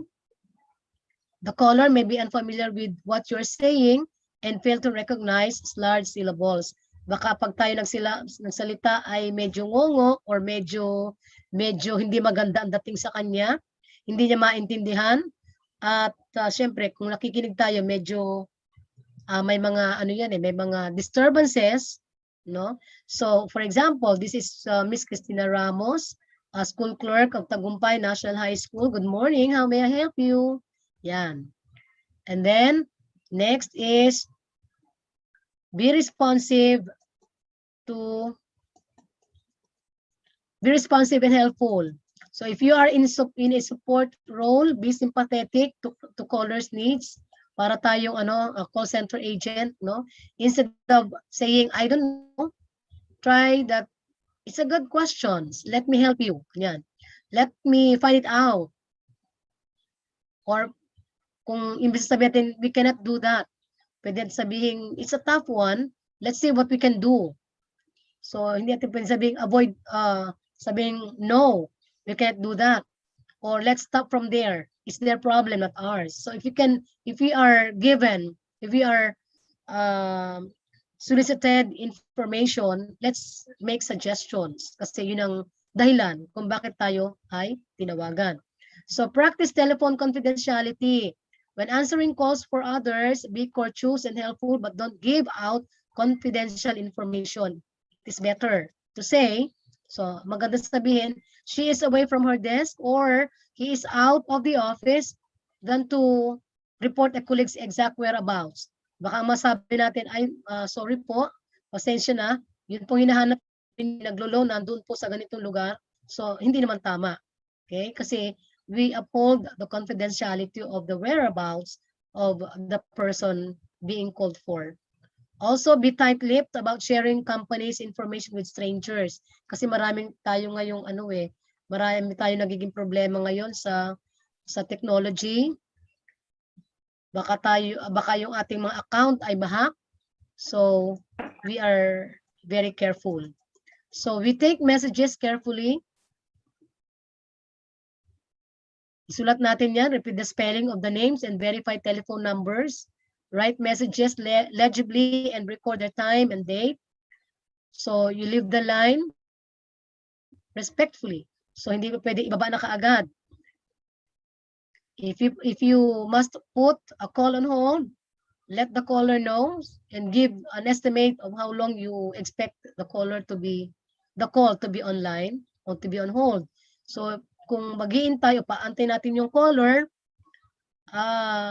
sabihin natin kung ilang minuto, ilang segundo, at kung nasaan yung kanyang hinahanap, may ginagawa ba, busy ba, or whatever.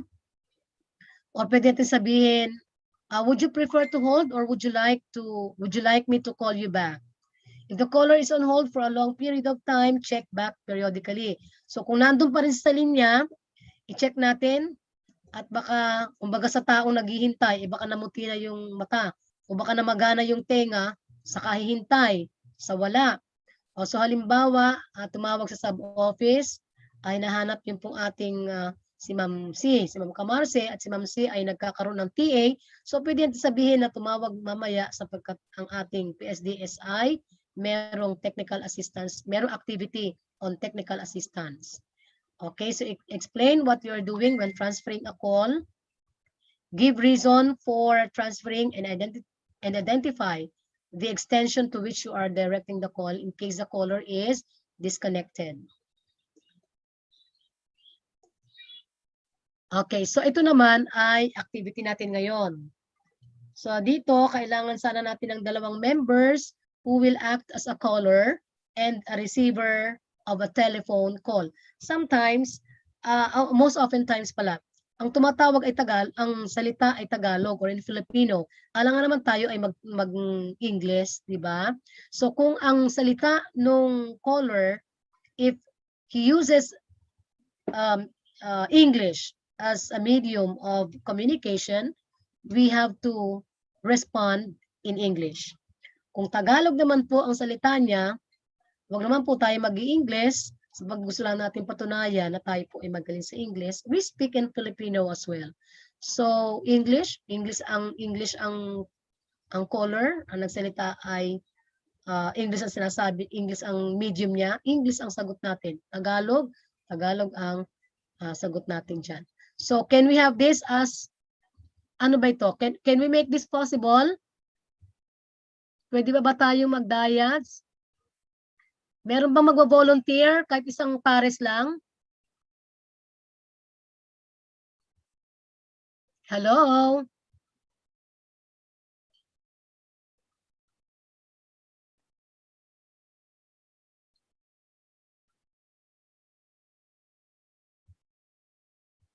Yung bang ating mga participants ay gising pa? Wala kasi akong listahan dito ng magtatawag sana ako. Oh, are we still actively listening, participants? Can we have this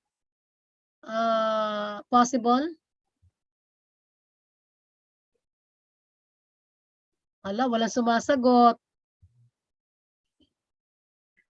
Ako po ba ay naririnig?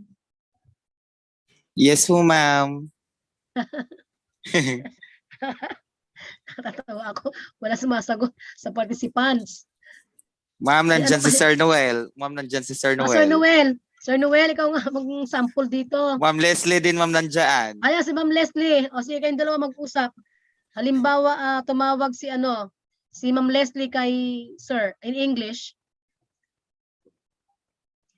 O halimbawa, si Ma'am Leslie ay tumawag kay Sir Noel. Ngayon si Sir Noel ang sasagot. Ma'am Leslie, ikaw ba'y nariyan? Yes, ma'am. Can, Kaya ba ng powers natin? yun po ang partner. Si Sir Noel. Wala daw Kasubuan na po, ito. wala daw po Kasi, siyang audio. oo, totoo ba yan? Nasa school siya, po sige. daw siya. Sige, isali natin si isali natin si Sir Lian. Lian, help. Sige. Si Ma'am, Sir sila Lian, na. Ayoko, ma'am. Sir Lian, help. Ayan, si Ma'am Mitch. Si Ma'am Mitch at saka si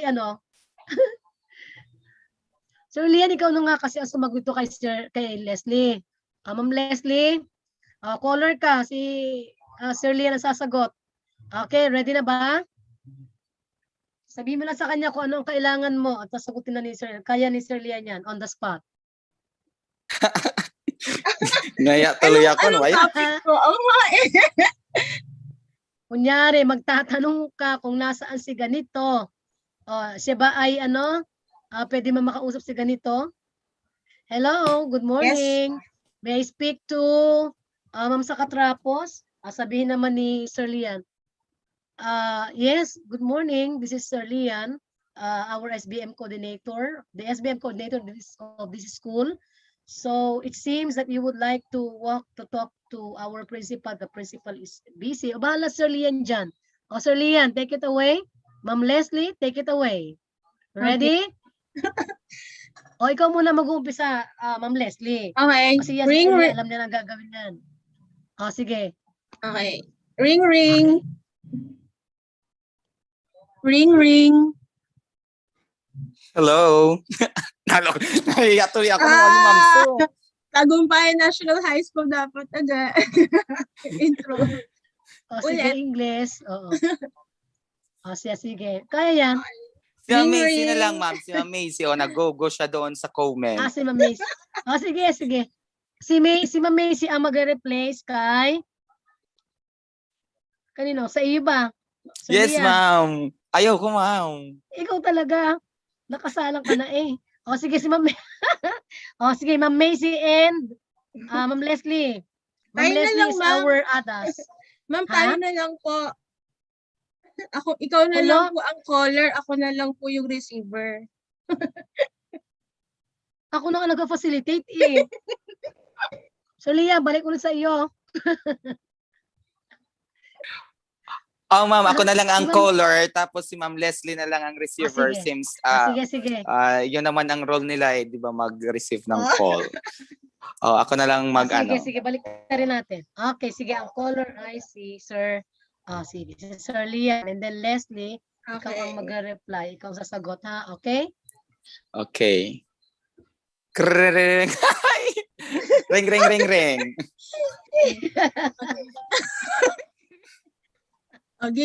Game. Sige, game. Start game. na. Basta nag-ring na. 3, Nag-ring na. 2, 3. Nag-ring na daw. Okay. Tagumpay National High School. Good morning. How may I help you? Hello, this is Teacher Lian from Kasiglahan Village. I'm looking for Miss Sir Noel Harilia. Is he around? Oh, I'm sorry, Sir Lian. Mr. Harila is out of the office right now. How can do you want to leave a message? Just tell him that I will be calling back later on. Thank you. Oh, okay, all right. Is there anything else that I can help you with? That's all. Thank you. All right. Have a good day. Goodbye. Wow, social si Ma'am Leslie. Perfect. Congratulations naman. Palakpakan natin virtually ang dalawa. Si Ma'am Leslie ay parang call center agent. She knows what to say. 'Di ba? She knows how to handle call. 'di ba? Medyo okay yung inyong okay ang ginawa ni Ma'am Leslie. Thank you, Ma'am Leslie. And Sir Lian You're welcome po. for accepting the challenge. Sige. Okay, let's go on. Done with that. So tapos na tayo sa telephoning. Punta tayo sa susunod. But I'd like to end our session, our topic on telephoning with this. The attitude and values of a caller or receiver is reflected on how he, she speaks and delivers himself or herself. So kung ano tayo doon sa ating pagsasalita sa telepono, nakikilala tayo ng ating kausap. Kaya nga sabi, ay nako, binagsakan ako ng telepono, bastos talaga yung ano na yan, yung tao na yan. Sino kaya ang boss nila dyan sa opisina? O di napahamak pa siya ngayon, ano? But with the presentation that was done earlier, this was highly manifested na talagang very courteous yung receiver ng call at very responsive doon sa need ng caller. Okay, so video conferencing na yung ating ginagawa ngayon. This is sort of a video conferencing. So ano kaya kung halimbawa kayo ang magmamanage, kayo ang mag-facilitate ng video conference, ng isang video conference, ano kaya, paano nyo kaya patatakbuhin? Okay. So video conferencing is a method of holding meetings that allows people who are in different cities. So iba-iba tayo ng kinalalagyan kung saan-saan tayo nandoon, pero naging possible yung ating pag-uusap dahil sa technology, no? It refers to the transmission of pictures and imagery. So nagpapakita tayo doon ng mga slides and sounds via audio between two or more physically separate locations. So yan ay base sa Britannica.com. So another one, because of the new normal situation, implementation of health and safety protocols among offices, many organizations are doing more collaborative work using virtual teams. So buti na lamang ay meron tayong tinatawag na video conferencing ngayong panahon ng new normal or panahon ng pandemya na ang karamihan ay hindi nakakalabas dahil sa COVID-19. A virtual team interacts via a channel other than face-to-face communication. Not all virtual teams are separated by geography. Kahit sa eskwelahan, kung nandun tayo sa eskwelahan, nandun ka sa room, sa ICT room, nandun ako sa principal's office, nandun siya sa library, pwedeng maging possible ang video conferencing. Kasi baka iniisip natin ang video conferencing ay possible lang sapagkat tayo magkakahiwalay ng lugar. So pwede rin kung nandun tayo sa isang office, na isang institution, na iba-iba tayo ng offices na pinaroroonan, so pwede rin yan. That also saves our time and effort and of course, resources. Kaya lang sana, pag halimbawa may video conferencing, talagang lalo nating pinaghahandaan yan. Okay? Yan, facilitating and participating in a video conference. So set up facilitation roles to make the conference successful. So one person is selected to serve as a video conference chairperson at the master site for the conference. Another person can act as the video conference facilitator or the chairperson can take on the facilitation role. So dito sa atin sa video conference facilitator ay sino?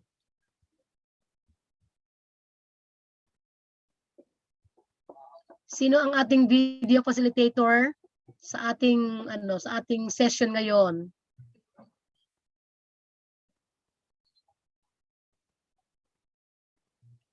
Ano ang role ni Sir Lian? A moderator? Is he a moderator? The facilitator is yours truly because I am the one giving you the information. Diba? So we plan. So start planning early. The video conference calls for more detailed planning than the traditional meeting. So hindi ito ang traditional meeting na ating ginagawa noong nakaraan. So kailangan magplano tayo. And that's more lead time for this step. In addition to planning the typical agenda for a meeting, plan for the various switches to different sites and whether the switches will be voice activated or director activated. So we need to take time to coordinate our meeting, designs with technician who will be handling the mechanics. So sa ngayon, ang ICT group ang ating inasahan dito, no? So simple purposes and clear outcomes are called for. Don't expect to be able to do everything in the video conference that can be done in the face-to-face meeting kasi iba ang setup. Iba ang setup ng face-to-face, iba ang setup ng video conference. So, hindi po pwede na asahan natin dito yung ating nagagawa sa face-to-face at pilitin nating mangyari sa video conference. Okay?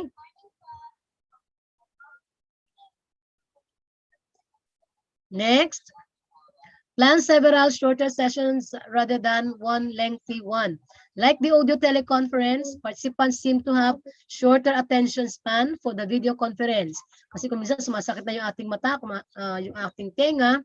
So in most cases, you are better off planning for separate 1-hour sessions than trying to complete a single 4-hour agenda. So madalas nagkakaroon tayo ng video conference na 1 oras, 2 oras, 3 oras, pero napakatagal na siguro dapat yung 4 na oras. Ano? Okay, so we brief people at all sites on video conference ground rules. So dapat alam nila ang di dapat at dapat nilang gagawin kapag sila ay on board at nasa loob ng video conference. So pwede natin sabihin yung always pause before speaking. Keep comments brief. Before commenting, state your name. So ito yung kung minsan ay nakakalimutan natin sabihin, ano? Pero kasi tayo ay medyo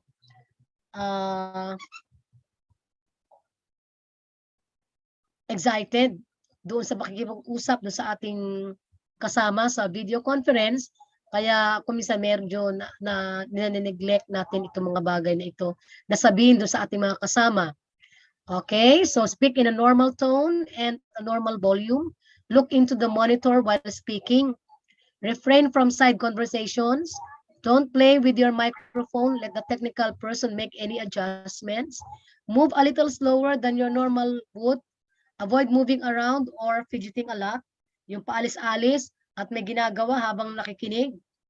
Tapos may ginagawa, naririnig doon sa audio. No? Refrain from shuffling papers or making other distracting noises. Baka merong papel na pinapatunog-tunog kasi nagli-lift from one page to another, naririnig sa audio. And then avoid making sudden gestures which can make the video image choppy. Yan. Also, another alternative is to mail the ground rules to the participants ahead of time and ask them to look over the rules para sa kalagitnaan ay natin magiging problema na merong mga ganong pangyayari na nakaka-distract doon sa flow ng ating activity. Okay, track participation. Check natin ang attendance. Because not everyone is in the same room at the same time, it is more difficult for the facilitator to keep track of who is participating and who is not. Keeping written track of participation is one helpful option. So you may want to make a list of participants by site before the conference. Tanong natin nasan kaya sila. Baka nasa palengke habang nag-video conference or baka nasa labas ng bahay habang nakikipag-video conference para maintindihan natin kung ano ang pwedeng maitulong at maintindihan natin kung ano ang pwedeng mangyari kung sakaling sila ay ma-disconnect, no? So you can keep the list in front of you during the conference, making each time a participant speaks, no? And then before signing off, summarize the meeting and let everyone know how the meeting record will be distributed. So kung minsan, nagbibigay tayo ng recorded meeting sa mga tao or sa mga participants kasi ginagamit nilang reference. So we build time into the agenda for a good summary of the meeting, including the actions and decisions agreed on the next steps of overall process. Appropriate closure is particularly important in distance communication. So before ending the session, check out your summary with each site and invite participants to clarify its contents and to add anything you may have missed. So we will give each site the opportunity to say goodbye and sign off. So we will let them know tapos na ang ating video conference. At baka kasi tutok pa sila doon, tapos na ang meeting. So let everyone know how and when the meeting record will be distributed. So ang recorded meeting naman ay is for a purpose that we provide other participants. But if they do not need it because they have to take down notes, hindi naman sila naghihingi. Or baka nahiyang humingi ng mga recorded meetings, but we have our own efforts of taking down everything that is very, very important. Okay, so useful phrases. Ito po mga useful phrases. Pag tayo po ay merong conference calls. So, syempre, we introduce ourselves on the call. So, halimbawa ay, hello, Susan here. Hello, it's Susan speaking. Yan. So, it's useful to say hello first, as the first word is often lost. So, if you say yes, if you say your name first, other participants may miss your name. So, magsabi muna ng hello and then pangalan. So, checking others are on the call. So, i-check natin kung yung iba ay nasa nakapag-participate. For example, is Sir Lian on the line? Or do we have Sir Lian on the call? Or do we have all the rest of the members? Are we still waiting for anyone else? Yan. And then we start the call. Welcome to the conference call. Is everyone ready to start? Shall we start? As you know, today we are discussing blank. No, did everyone receive the agenda? Has everyone received the agenda? And then overcoming sound issues. Kasi kung minsan may mga distractions, no? So pwede din sabihin, Sir Eric, I can hear background noises. Please, can you put yourself on mute when you are not talking? So, Sir Eric is one of the participants, kunyari, no? Now, the sound quality is not good. Pwede sabihin, I can't hear Miss Jane. Can everyone else hear Miss Jane? Parang positive, but to make it short, we would like them to mute their to mute their microphones, no? Or the facilitator can say, sorry, can you say that again? I can't hear you clearly. Sorry, can you repeat that? The sound quality is poor. So like that. So sharing your screen. So when sharing your screen, you may say, I'm sharing my screen. Can everyone see it? I'm uploading the document now. Can you see it? Yan. So yun ang mga linya natin pag tayo And then finishing the call. What do you say, or what would you say if you are finishing the call? Is there anything else discussed? Yan. I'll confirm our discussion by email, sometimes like that. Or let's finish or close the call. Thank you, everyone. Or we can say thank you for your contribution, participation, ideas. Let's speak again next week. Or we've run out of time, so let's wrap up and close the call. Yan.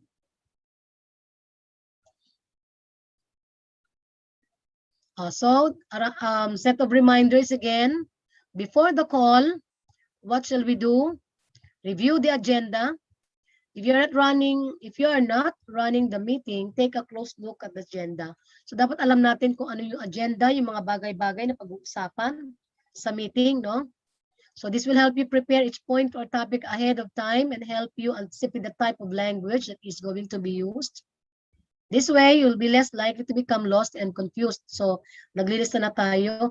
And sometimes, yung ating listahan ay inilalagay natin sa PowerPoint para lahat ng issues ay ma-discuss natin. So, anticipate questions or anticipate questions other attendees might have. So, try to think about the kind of questions you might get during the video conference. If you are leading the meeting or have a part in the presentation, you need to cover all bases so that you can feel more confident. And then practice what you're going to say. So mahalaga yan na pinapractice natin yung ating sasabihin pag tayo ang presiding officer doon sa meeting. Presenting in another language can be very scary.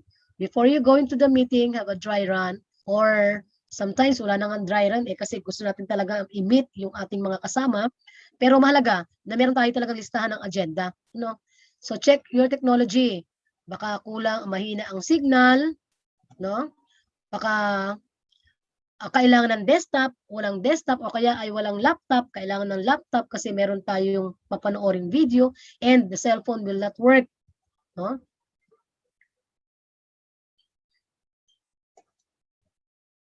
Okay, so during the call, ano naman ang ating mga do's and don'ts? Set your camera to an appropriate height. Baka nakikita ay puro noo, ay tingnan natin yan.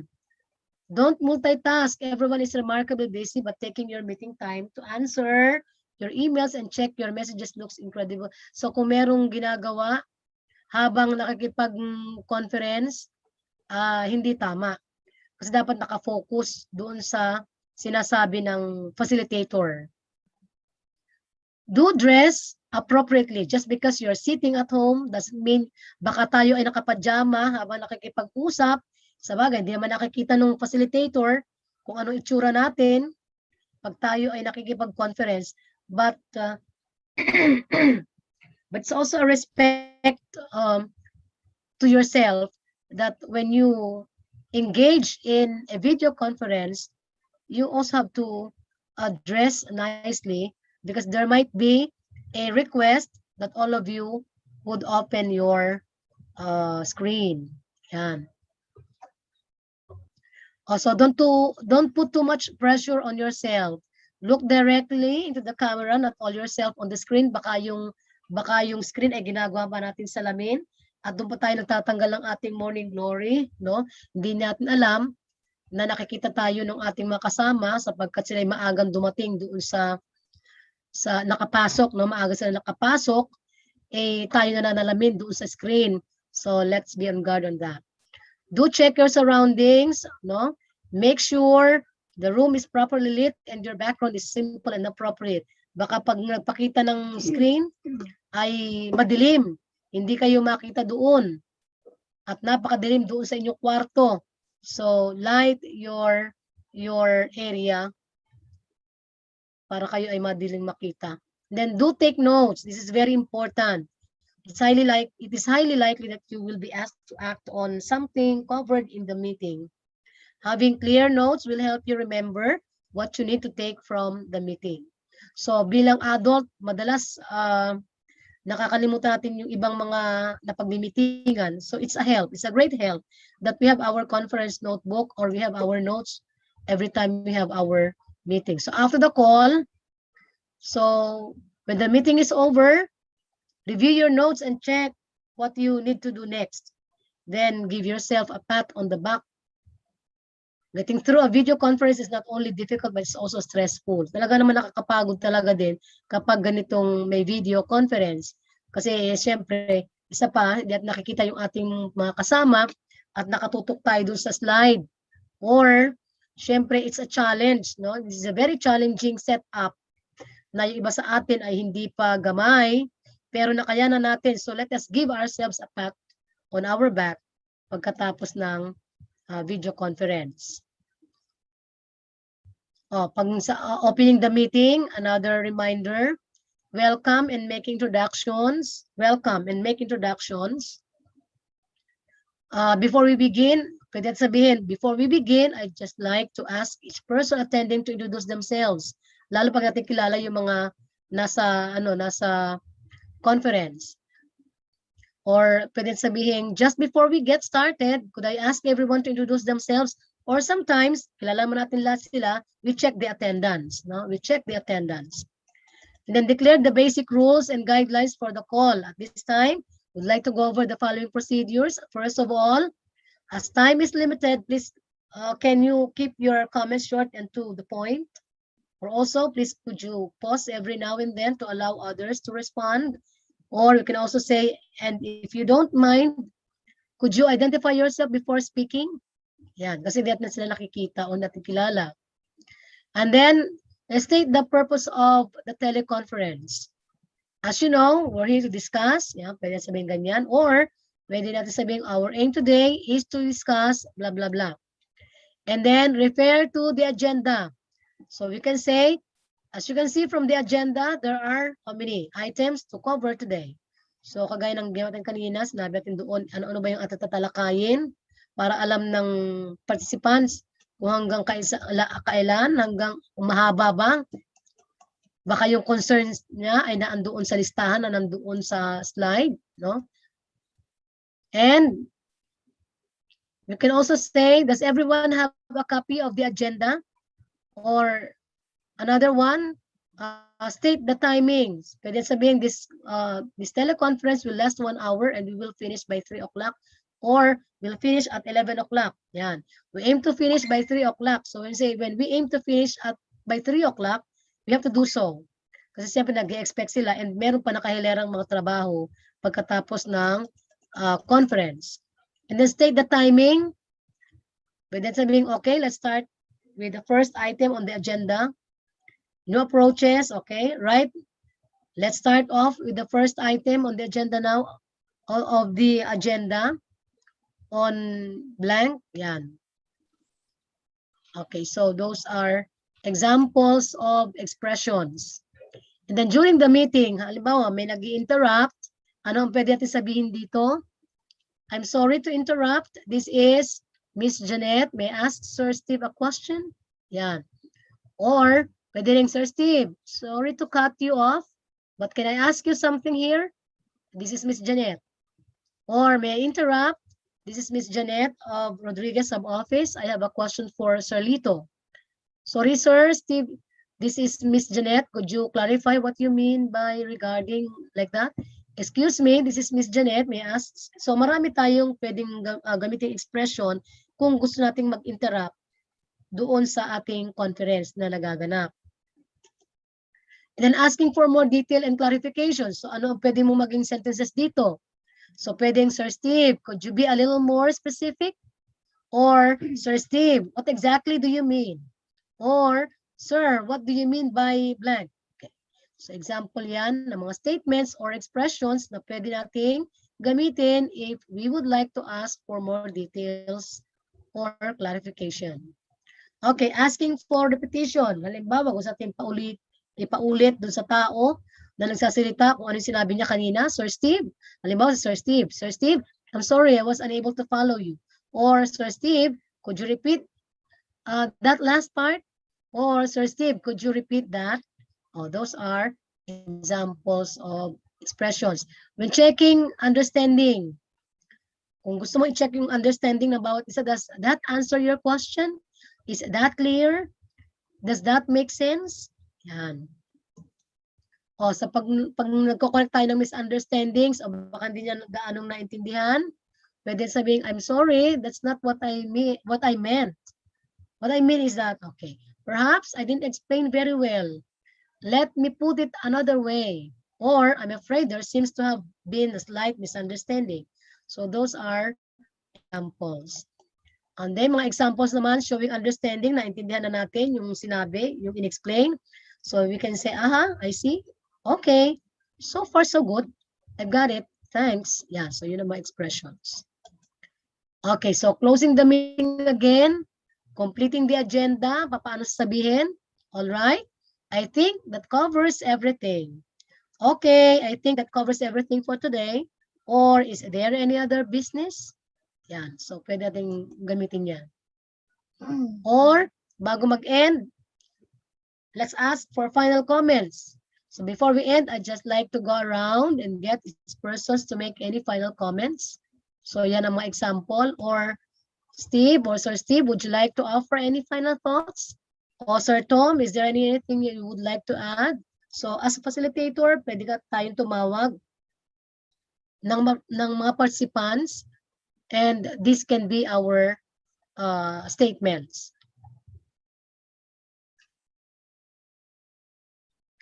Or pag nag-close na tayo ng meeting, pwede natin sabing, thank you for all your time today. Please can you call up or hang up? Or thank you very much. Thank you all for attending this teleconference today. Yan. So yun ang mga examples. When summarizing or synthesizing, So let me summarize the main points. So to sum up, we agreed or we decided to. And agreeing and assigning actions, kasi after the meeting, there is a set of actions that we're going to undertake. So we can say, so what's the next step? Miss Anne, could you prepare a report by blank? Basically, I'd like you all to, so tingnan natin, sabihin natin kung ano ang gusto nating, o ini-expect nating ibibigay nila, kung ano may output ba or what. Okay, checking understanding. So to check, nasabi natin yan. Okay, so mga useful phrases. So this will help you. Mga useful phrases, welcoming the participants individually. So pwede sabihin doon, good morning. This is Mr. Alex from Montalban Village National High School, or good afternoon, Miss Rachel. Thank you for joining us today. So a sort of greeting. And then sa attendance, make sure all invitees are present. So we can say, before we start, please, could you introduce yourselves? I'm afraid Mr. Vladimir is absent today. We still have to proceed without Jim or without him. So introducing a new member. So how can we say that? I'd like to introduce Sir Paul. He's in charge of setting the level of expectation. Okay, checking the names. So pwede natin sabihin, the correct pronunciation is Ralph. So you can say Ralph or Ralph. Please, could you correct my pronunciation before we begin? Or telling the participants that we have two ratios that might confuse each other's attendees, no? So we can say today we have two Rachels. Please, could we add surnames when speaking? Rachel Smith, Rachel Taylor, mga ganyan. All right. So setting ground rules. Nagbigay tayo kanina ng mga examples on how to set ground rules. So examples, other examples are, we have 3 NTPs from Cainta sub-office here today. Or please speak clearly and slowly so that everyone understands. Or please, could you speak one at a time? Kung sabay-sabay na sila nagsasalita. May I remind you to speak one at a time?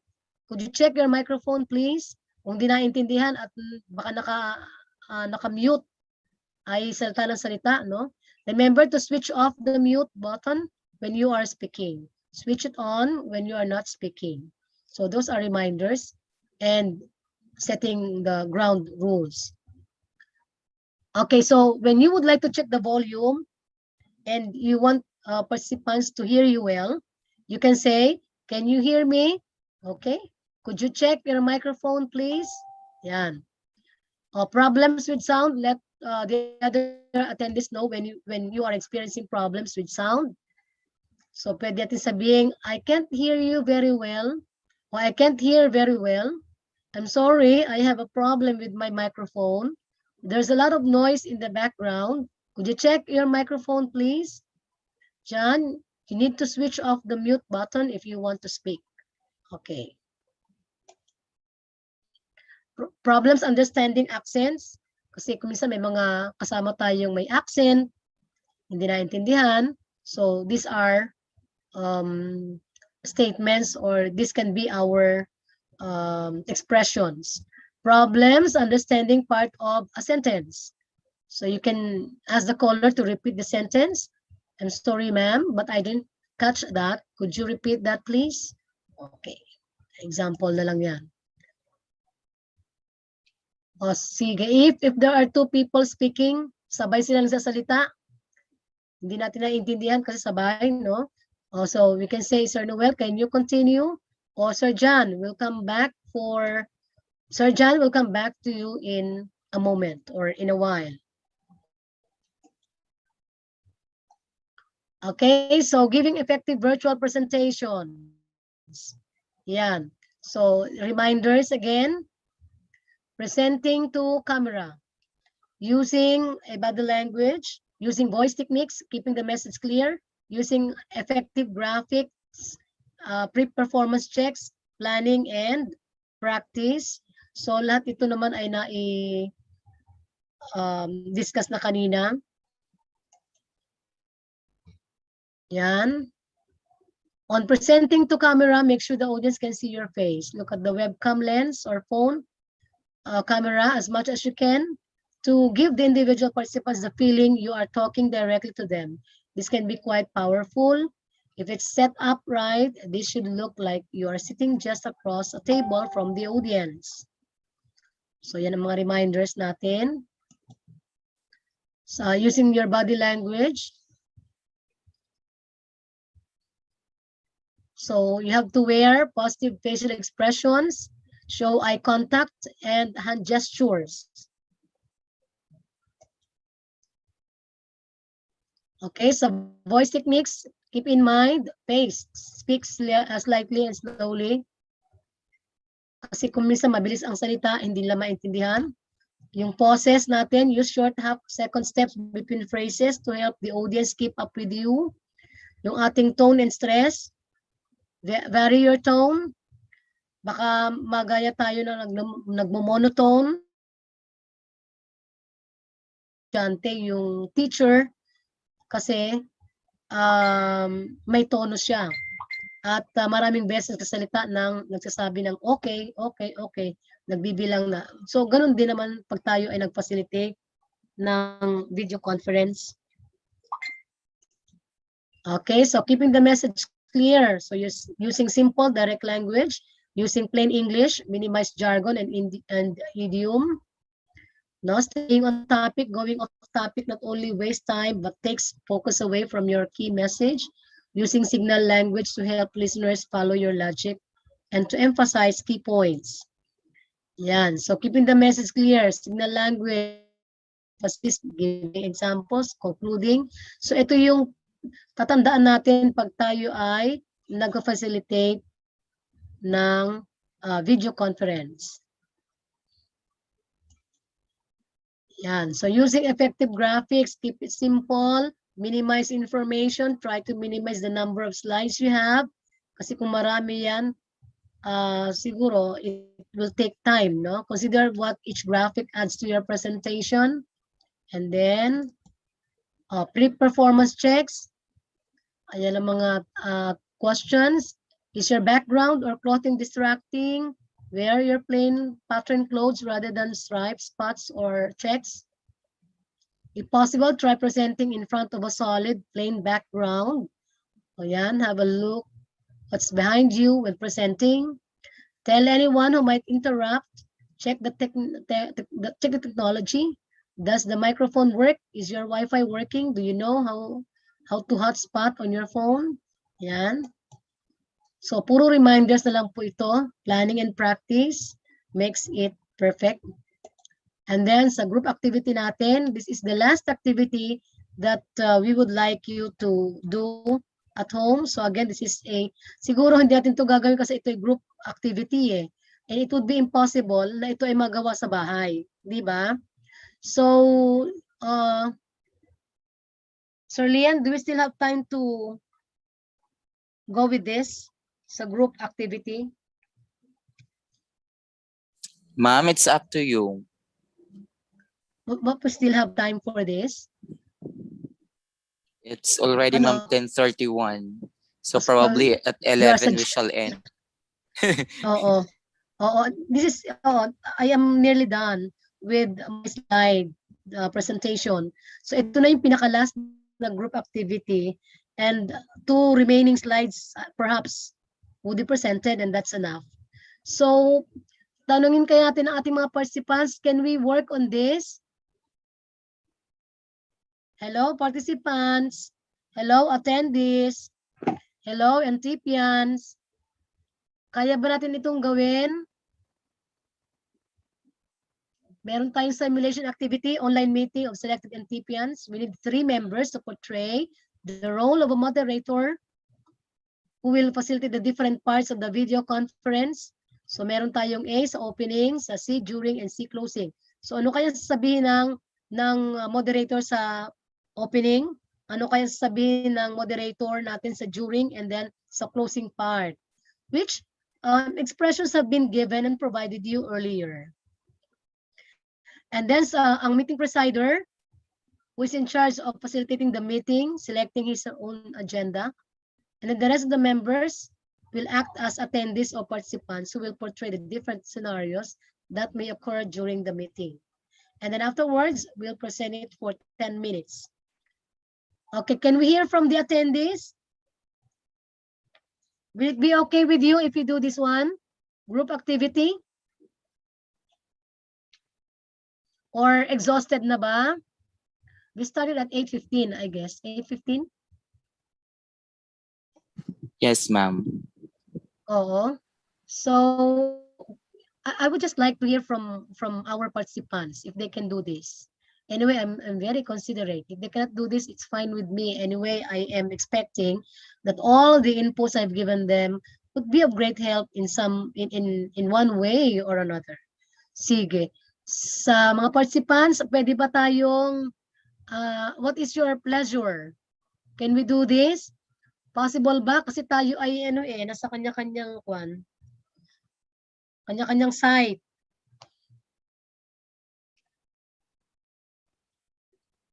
Para mahiyain yung ating mga yung ating mga participants walang sumasagot, walang nagre-respond. Hindi kaya may nagluluto na. Ma'am, through comment section sila usually, ma'am, Sa hindi comment section, who nag-open ng is our chat microphone. box? Okay, thank you, Sir Lian. Who is our chat box moderator? Can we hear from our chat box moderator some comments? Kasi I'm nearly ending my presentation. Ma'am, Ano from kaya sabi? Ma'am, from Ma'am Salvacion, shy po. Shy daw Shy po, ma'am. type. Oh, Yes, shy type. ma'am. Ay, hindi pwede yan shy type. Dapat na ipakita ating galing, di ba? And siyempre, kahit tayo NTPians, kahit tayo yung mga non-teaching personnel, may mga din tayo. May mga skills tayo na dapat i-develop, may mga abilities tayo na dapat nating ma-discover, di ba? Okay, so ano pa ang nakalagay dyan, Sir Lian? Kasi hindi ko nababasa eh. Ma'am, from Ma'am Marie Jean Bautista, sabi niya po, ma'am, is multitasking po. Nag-multitasking po siguro sila, ma'am, ngayon. Oo, baka may nagluluto, may gumagawa ng report, etc. I understand. Opo, ma'am. Sige, no problem. I understand. Alam ko naman sa araw na ito, talagang may pasok, hindi naman lahat naka-work from home. And even we are on work from home, ay gumagawa rin tayo more than 8 hours pa, di ba? So, I guess this activity will be set aside or we can have this in face-to-face basis siguro. Okay? So, let's Ma'am, move on. nag-riso daw po sila. Nag-riso, nag-print ng mga lip. Okay, sorry for that. But I know, kahit nag-riso, kasi multitasker naman tayo, kahit nag-riso, nakikinig, di ba? Sige. Alright, so we move on with this one. I am always doing that which I cannot do in order that I may learn how to do it. So we would always have the desire of learning a lot of things. For as long as we are committed, we have the desire to do so. Sana wag mawala sa atin yung yung pagmamahal sa ating trabaho, na dahil mahal natin ang ating trabaho, gusto natin gawin ng tama ang lahat ng bagay. 'Di ba mga participants? And we are here to help you. Don't get bothered when you do not know something, but in one way or another, we can help you. I can help you in as much as I can.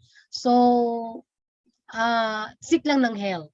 Kung merong mga issuances na dapat kayong gagawin, mga letters, mga memos, I am just text away, so I can help you. Basta dapat laging mahal natin ang ating trabaho, maglilingkod tayo ng sapat at tapat, at gagawin nating tama yung ating mga gawain sa araw-araw. And that I say, thank you and keep safe and God bless. Thank you, Sir Lian, Ma'am Michelle, and the rest of the ICT group members. Goodbye. Okay, thank you, ma'am. Ma'am Susan, for such Yes. comprehensive, very informative discussion. and improving both written and oral communications for our non-teaching personnels. In fact, even I were able to gain inputs, especially on the first part of the topic. Thank you, Ma'am Sue, and see you tomorrow for the closing program for you to receive the certificate of appreciation. Okay, so Yes, I Lian, guess, thank you. yes, so ma'am. Okay, coming from our participants, are there any questions, clarifications? There are, ma'am, there are uh, message of thanks in the comment section from Ma'am Salvacion. Very interesting po ang topic today, ma'am. I love it. Okay, from Ma'am Thank you, Mary Ma'am Joy. Salvacion. From Ma'am Mary Joy, thank you so much po. From Ma'am Bernadette, thank you po for sharing your knowledge, ma'am. And then lahat na po, thank So, you. Okay, thank you as well. Ma'am, Maraming there's a salamat. request also coming from Sir Noel. Sabi po niya, pwede po mag-request ng slide. Yes, by all means. Yes, ma'am. Okay. Thank you. Oo. From Ma'am Lloyda, ma'am. Clarification lang po, ma'am, sa isang output 1. Since nakalagay po doon na virtual pero may venue na conference room sa sub-office. Ano daw? Ano yan, sir? Ma'am, siguro po, ma'am, the activity you have given, the Zoom? output number 1, yung about sa memorandum ata ito, tapos notice of meeting.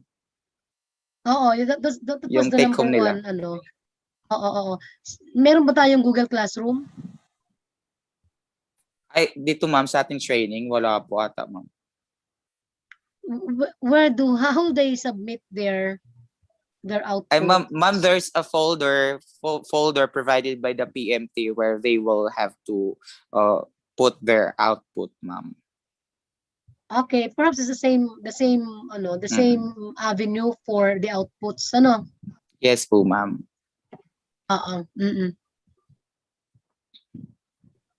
Okay. Some more questions or clarifications? Venue na conference. May venue na Teka muna, Sir Lian. Nakalagay daw clarification lang po, ma'am, sa isang output. Since nakalagay po doon na virtual, pero may venue na conference room sa sub-office. Hindi naka-align kasi yan ay madalian kong ginawa kaninang umaga. So kung nakalagay doon ay virtual, so be it virtual. Magbibigyan na lang kayo ng Zoom link o kaya ay Google Meet link. Okay? Okay, so that's clear. Nabasa ko Okay ngayon po, pala. Apo, Thank you, Ma'am Lloyda. Noted po raw, ma'am. Thank you. Okay, so if there are no more questions, okay, so I guess the Katami link or online evaluation has been posted on the comment section by Ma'am Nerissa Poldo. Please accomplish na po. And then some more announcement coming from the program management team. It's already 10:40. Maybe we shall end and the rest of the time will be spent for your output. Lunchtime. By the way, tomorrow will be the closing program ng ating activity. So everyone is expected to be here because certificate of attendance will be given. But reminder lang po for certificate of completion that will be given upon submission of all of the outputs given by the facilitators. Okay. See to it also that all of the online evaluation provided by the PMT are all accomplished by you. Thank you.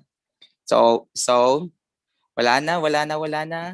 Sir, Let's end this session with a photo documentation. So everyone is requested to open their cameras para mag-photo op. May I request Sir Joseph to do the photo opportunity? Okay, good morning po. Pa-open na lang po yung ating camera para po tayo ay makapag picture. Okay, wait lang po natin yung iba. Okay. Yan. Ma'am Levi, good morning. Okay, smile po tayo. 1, 2, 3. Ako lang. Isa pa. Okay, smile po. Okay, 1, 2, 3. Okay. Last one po. Wala po. Okay. Last one, smile po. 1, 2, 3. Okay, maraming salamat po. Take care po everyone. God bless. Thank you po. Thank you po, Sir Lian. Thank you po. Okay, so thank you, Sir Joseph. Okay, thank you, everyone. That ends uh, the session for this morning. Thank you,